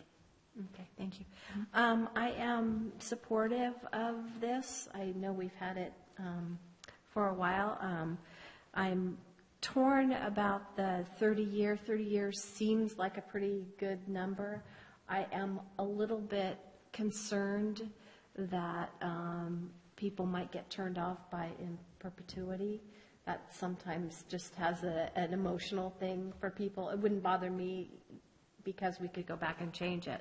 But I do know that some folks, that's like an immediate, well then, no type thing. So I'm open to that, but 30 years seems like a good amount of time, a little bit longer than last time. I would like to make sure that we have adequate public input on this, and I think, having, bigger maps and, maybe multiple maps so people can actually see them. It's kind of hard to see on, some of these small things, and I would appreciate it if the staff could draft us a letter so that we can bring it back and, have a further discussion on the community separators. In particular, I do think that it would be important because we never know what might happen down there in Pengrove. We already know, what's happening around us, in Rohnert Park. So you never know, what might happen there. But I am supportive of the urban growth boundary, the community separators, and putting this on the ballot this year. I think that it is a more cost-effective approach for us to put it on an election where there will be more people out, and that we can discuss it with them, in particular folks that may be running for re-election can help with that education. And I think it's definitely, the cost is a lot cheaper than us having a special election, which I would not like to see. That's my 2 cents. Thank you, Vice Mayor. Councilmember Nyman. I'm more than ever convinced I'm glad I'm not running for office this year, because not only would to go to the door to discuss UGBs and community separators and spheres of influence, but on a more serious note, the question was, why would we tie our hands with a vote like this, and why indeed do we tie our hands in the past? And actually, I think it's an interesting answer to that, is because it's this, to my mind, a really beautiful balance that was agreed at. If you look at the balance, the county probably doesn't really want us growing into county spaces. We don't really want the county growing all over next to our border with a lot of development. So we came to agreement that if you really boil it down, it kind of says, we have an urban growth boundary. You have community separators. We won't grow in your area. You don't grow in ours. And the community wants that. They're happy. Because that's the second part of it. The other reason we tied our hands is because people voted and they wanted it. And I think it's been a successful experiment. I think people still want it. So I think that's a good thing. I am supportive of maintaining it. I'm supportive certainly of the 30 years. As I mentioned earlier, I am interested in community separators and priority green belts, particularly to the south. And as I indicated, I would like to see the county come through with a plan for all of that green area, not just the portion perhaps to the south of Cotati, or even just the portion just to the south of Rohnert Park. It only really works if Pen Grove is blocked from access to those of us to the north. Let's see, let me gather my thoughts for a second here. I do have some concerns, although I'm open to discussion about increasing the time length. As I mentioned, I see this balance. That's why my first thought of this is, 30 years the county's talking about and planning recommended 30? That marries up nicely. With that was the direction I'm leaning, but I'm open to discussion. If I can be dissuaded why that doesn't put us at any disadvantage, then there is true advantage to letting the public make that decision and not having to spend money on an election several times, potentially. So I'm looking forward to see what we get back from staff on the pluses and minuses and what you share with me. But at that point, that's kind of where I'm sitting. I was thinking 30 is what I was comfortable with to start. So, and the last thing I wanted to call out, and I think my colleague, Councilmember Harvey, already did a little bit, but I'll hit it again too, in terms of some sort of call out for water recharge areas. I know we talked about that and to a small degree incorporated that into the general plan. And I really think there's some value in that here too. I think if you look at something like that, you look particularly if the county, for example, by the Laguna Headlands was to make that all a priority green belt, that might even make us more comfortable and even potentially, although we can't at this point in the future, changes in zoning that might match then what the county's done. And those legitimate newly arrived at concerns about the recharge value of those regions. So one more thing to add to the work list, I guess. My apologies.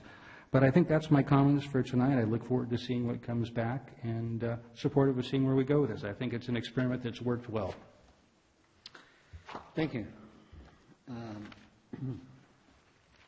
I also am in support of this and the separators as well as the urban growth boundary renewal. I would like to explore a little bit more in that workshop regarding the headwaters and what we can do to make sure that those are adequately protected, and we look forward to that workshop on there. I would be more inclined to go with no time limit on there, because I think that time limits sometimes mandate that you address something that's already been addressed. It's the same thing with term limits. I don't think there should be term limits. I think you have ballot boxes for those. But if it's going to be a hindrance or a concern for people that might vote with the in perpetuity fear, then I would be more inclined to support a 30-year that would coincide with the county. So I would look forward to seeing this go to the workshop and looking at those maps and allowing the people to have more input on there. And I think at this point, it sounds as if we're pretty much in support of this particular idea, and I would look for some, I think we just need direction. So I would ask staff if they're comfortable with what they've heard and what they've taken notes on so far, because I think we've provided relatively succinct direction on this, unless we missed an issue. I mean, are you comfortable with what you've heard? Yes, in terms of the UGB and the items to bring forward for further public discussion, I think we're clear on, we can set up, pros and cons and questions, frequently asked questions kind of thing for the public. I think we probably do want a little more information on, or clarification on the letter of support to the county. And I apologize, but I'm going to ask the city attorney one more time, just for my sake, that if we get direction from the council tonight, staff can draft a letter for the mayor's signature with no further deliberation by the council. The council can delegate the signing to the mayor, or if they prefer, it could be brought back at your next meeting as a regular agenda item. I know there's something in regard to that, to your new rules, and I can't find exactly where it is, but Damien, do you know? So just for the content of the letter, well, maybe we look at the process. For the content, I think really what I heard from everyone is that they're supportive of the county's renewed community separator program, I'll call it, and ballot measure for their 30-year period or longer, what they decide, and that we would especially be interested in evaluation of the areas between Old Redwood Highway and Petaluma Hill Road around Railroad Avenue as an additional community separator. Is that the basics Right. of the letter? Did we not also have a discussion on the priority green belts? So those have been mapped out, but there's nothing really official. I mean, right? The With those? priority green belts are designations from the Ag and Open Space District. Right. And so, to be honest, I don't know if they are looking at additional areas for designation or not. I don't know the answer to that. I can clarify that. I know the ones that are mapped here that the county provided are the ones that were there to the best of the county's knowledge at the time, which was about a month ago, 3 weeks ago. So as far as I know, Ag and Open Space isn't looking at designating additional priority greenbelt areas, but that doesn't mean that county voters couldn't decide to establish a new community separator. I think some kind of language, if council agrees, some kind of language that, we support the already established priority green belts, and to maybe look at other areas, certainly around Cotati, which is our concern. I mean, if we're comfortable with that kind of language to be put in the letter, just that we support it conceptually and would like to see something, I don't know, not formalized, but I'm not sure what the word is. I wonder if I could suggest, because actually I wasn't talking just about from Old Red 2 points east. I was talking from Highway 101 2 points east, that whole area, because if you want to essentially protect that whole community of Pengrove, which isn't completely just around Old Redwood, from encroachment either by Cotati or Rohnert Park, you really need to do that. So that was the general thrust of us, and you could sum that down to a sentence, supporting existing priority priority green belts, that's right. Don't want to get those two mixed up, that might be a mixed message. Priority green belts, as well as the furtherance of that area from 101 2 points south below Cotati and Rohnert Park between Pengrove. Just one clarification, the action that the county will be putting forward is on community separators, Okay. not the priority green belt. Then I should put, that was actually the word I was looking for, so thank you. I'll settle for either, and I would settle for the green belts if I got them, because I think it would serve the same purpose probably. But that was the general, if that sounds acceptable. I think that's the goal, what we're looking for. I think that's what the county wants, and I think it's certainly what Pengrove would prefer, so. Can I ask a process question, too, about the April 11, if that's the right date, meeting? April 12th. 12th. I knew it was around there somewhere, okay. No, it's the 11th. The open house. Oh, I'm sorry. I thought you were talking about the next council meeting. No. Thank you. Anyway, can we put the question to whoever shows that night about 30 years or more?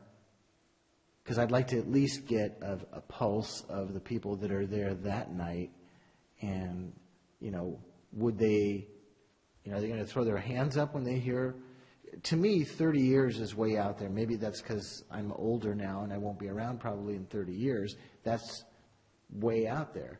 20 years was way out there. And so, I don't know, is there something magical about perpetuity that scares people? I don't know. But I'd like to at least broach that subject, even if I have to stand in front of the room and throw that possibility out there and take the darts and arrows. I'm happy to do that. I just want to get a gauge and see, would people even entertain something like that? So if there's some way to work that into the evening, that would be great. Sure, we can do that. Put it like as a chart and have people select, here's Right. 20 years, 30 years, Right. and just even a straw poll. I'm not willing to let it go at this point. That's my line. So I'd be supportive of that, and I think some small assessment of the benefits versus any potential issues that might arise, having a dissimilar timeline in the county. I honestly can't really name any. It just strikes me there could be. There may not be any. So I think by the time we have the meeting, we might have a finer sense of that, and that might lead the direction we need to go. Dublin may have been encouraged to go in perpetuity and no sunset with their rapid, phenomenal growth they had in that particular area, where the opposite fear may have encouraged them to not have a sunset on there. If you look at it, one of their natural proclivity is to want to have a sunset. So that's what I'm thinking, and of course I could be completely wrong, but you never know. So I think we have a general direction on where we want to go with that.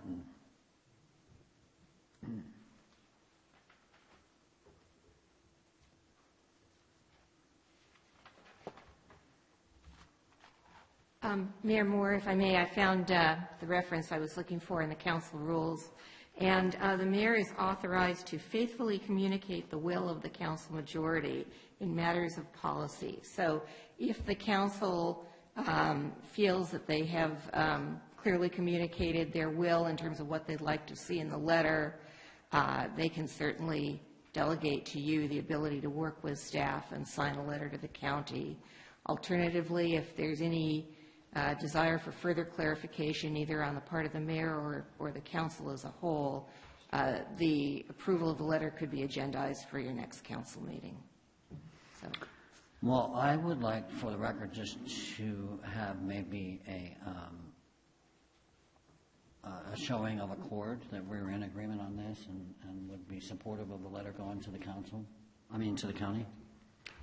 I am, and I'd support the mayor's discretion on this. Give a thumbs up for that. Vice Mayor Harvey?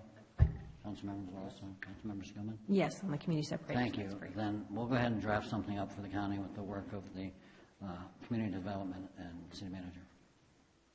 Okay, thank you. And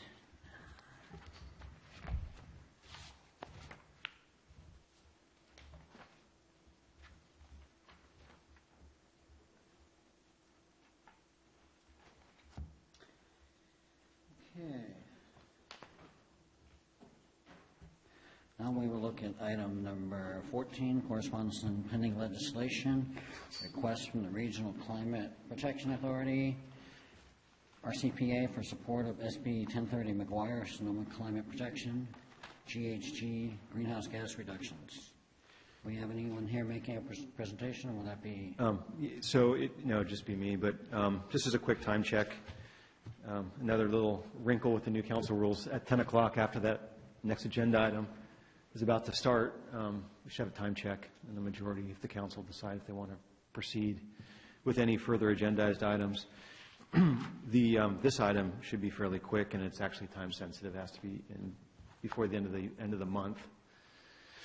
But we can defer some of the others later, except for item 17, if the council so wishes.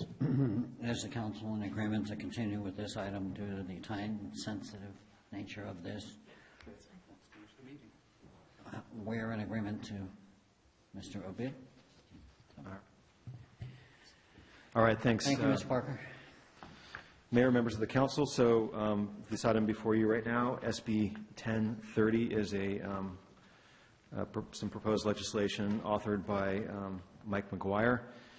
And as you all know, the RCPA, or I think you all know, the RCPA was created through an act of the California legislature.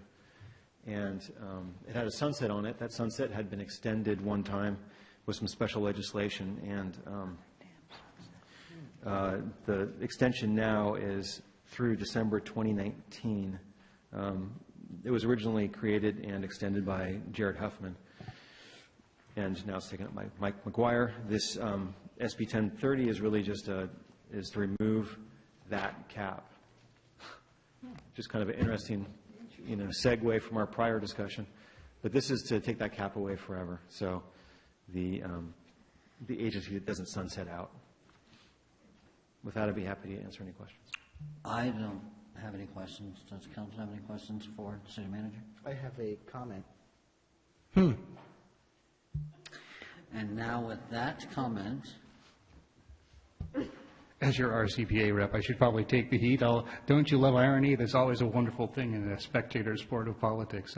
I guess one of the main differences is there's no opposing force with this. The quick story on this is that when RCPA was first put together, it was something somewhat new under the sun. There was questions as to how well the political structure they'd put together, making it part of the Sonoma County Transportation Authority, because although that governance structure was great and had everybody in the county, representatives from each city and the county working together, it wasn't a natural fit, transportation along with climate protection, but actually it turned out to work rather well together. And then there was also the question to see, would it serve a need? And I think that it was probably smart to have a sunset to wait and see, because we know, unfortunately, with some committees and things that are arranged in the political world, once they're created, they never die, even if the need for them passes. But in this case, I'm comfortable saying I think this is proven to be a useful, if somewhat small, organization, and I think the benefit it provides is it works in aggregate for all of us to support the individual community needs. We have environmental measures. It's kind of like the RRWA does a little bit. It serves as an overall structure to save a little bit of staff time and work together in some things. It might be harder for us to do without it. So I think in the long term, it really works out well. So that would be my kind of thumbs up for it. thank you, Councilman Lyman. No other comments. I will open up the item to public comment. Would anyone in the public like to address this? Seeing none, I will close public comment. So now we will need a direction. So I'd be supportive of submitting a letter. I'll second that. All in favor? Aye. Aye. Aye. Thank you. Let the record show that's 5-0. Let me go back to our agenda. Now that we've addressed that particular item under our new times, do we want to continue with the agenda at this point, or do we want to move any of those items on? Well, and keeping in mind, we still have one more item for our closed session. Right.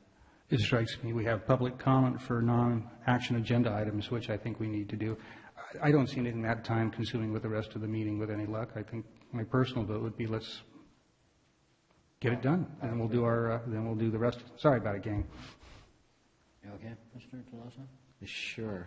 This will encourage all of us to keep our reports very short this week. Okay. Okay, we will press forward with the agenda. So now we'll move on to the city manager's report. All right, so The abbreviated city manager's report. Right. Yeah, thank you, Mayor, members of the council. So in the spirit of keeping things very short, just a couple of quick things. Strategic planning is coming up on March 29th at 7 o'clock. The website update RFP is out. It's on our website. And that's opening in April. And the Measure G Oversight Committee met, and I expect to be bringing the Measure G report to council at the next city council meeting. And with that, I'll just conclude. Happy to answer any questions. Any questions for the city manager's report? Okay, we move on to the public comment on non-action items. Do we have anybody from the public that would like to address those? Mr. Barrich. Oh, I'm sorry, real quick, Mayor. Pardon me, Mr. Barrich. Item 16, city council member reports, if there are any. Oh, my apologies. We did skip that. Councilman Scuman? Councilmember Scuman? Thank you. On March 12th, I participated in the student speaker event that we all attended and sat separately. And that's about it. Thanks. Councilmember DeLawson. Yeah, nothing in addition to that. There was Ag and Open Space District meeting, but I'm going to have one on Thursday, so the next council meeting, I'll just wrap both of those into that. Thank you. Vice Mayor Harvey. I attended the Sonoma County Waste Management Agency meeting, and as usual, there was more discussion on the sunsetting of the agency. That led to a very long discussion. I won't bore you with the details, but after much discussion, we will be taking another look at it again in June. People just said, basically, if it's not broke, don't worry about fixing it. Let's get on with doing the things that we have to do, like dealing with the compost and get this sideshow out of the way. So, anyways, more. Thank you, Vice Mayor Harvey. Councilmember Lemon. No report this week. Thank you, Mr. Mayor. Thank you. And I do not have anything to report since our last city council meeting. And now we will move on to public comment on non-action items open to the public. Mr. Barrich. Thank you. Council, I'd like to comment on item 10, direction on future agenda items. I brought this up a few weeks, about a month ago, that I invited Cheryl Nixon, the owner of Friar Tuck's, and Kevin Gingrich, owner of Spanky's. I invited them here tonight to join me asking you to place on a future agenda how best I spend the proceeds from the $50,000 lawsuit settlement against the city of Cotati, where I won a judgment in federal court for violations of my civil rights against the police chief in the city. Kevin and Cheryl have refused my invitation to be here tonight. I ask that let's place this item on a future agenda, even though they probably won't show up, because they really don't care about Cotati. I've come to learn that. The bar owners have been complaining about the heavy-handed tactics of the Cotati Police Department for years. And the council has done nothing about it because I think the council is basically scared of the police department. Well, I'm not scared, so I think you should ought to put this on the agenda. The failure of the city council to settle my claim for violating my civil rights for $1 and an apology early on was a huge mistake. I beat the city in federal court, hands down, and we settled on a monetary amount after the lawsuit. Now, the bar owners owe me a debt of gratitude for taking this case to the court. Let's keep it to the future agenda items. Yes, I'd like to see that we do that. Keep it. And the bar owners and the bar patrons have a right to record the police officers in the course of their work policing the bars. I'd like to see that on a future agenda. So let's place this item on a future agenda on how best to spend the proceeds of that $50,000. Maybe we can ask the police chief to start wearing a body camera. That might be a good idea for these meetings as well. Maybe we can see about using that money to ask the city council to take a breathalyzer test before the council meeting starts. Let's stick to the future agenda This is a future agenda item that I would like to see. Please don't interrupt me again. It's multiple items. Please. And if I do, I will Please. interrupt you if I like. Please, and then you'll give me more time, or I'll file Brown Act violations against you in Superior Court. Future agenda Okay? items, please. Also, I think there should be also for future agenda items, think about random drug testing for the city council and members of city staff. Okay? Is that something we can do?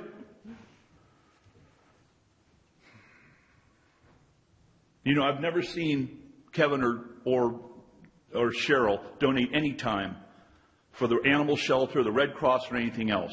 You know, they're probably back down there knocking back a few right now as we speak. Thank you, Mr. Burridge.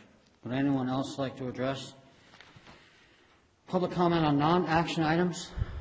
Seeing none, I will close public comment. A quick comment on the proceedings, Mr. Mayor, if I might. Absolutely. I just heard the speaker say that, quote, the council is scared of the police. And yet, only about 2 hours ago in this very room, you said the chief was scared of the mayor. You need to make your mind up. It's one or the other. They don't coexist. Let's keep our stories straight. Thank you, Mr. Mayor. Thank you, Councilman Lyman. And then I was just going to comment, as far as future spending of the money, we'll have to ask Mr. Burridge's attorney, since the money went to him. Thanks. And any other comments? Now we'll move on to information received after the agenda was posted. We've already got that there. That's a part of the packet. And seeing no other items, we will adjourn to reconvene our closed session in approximately 5 minutes. Great.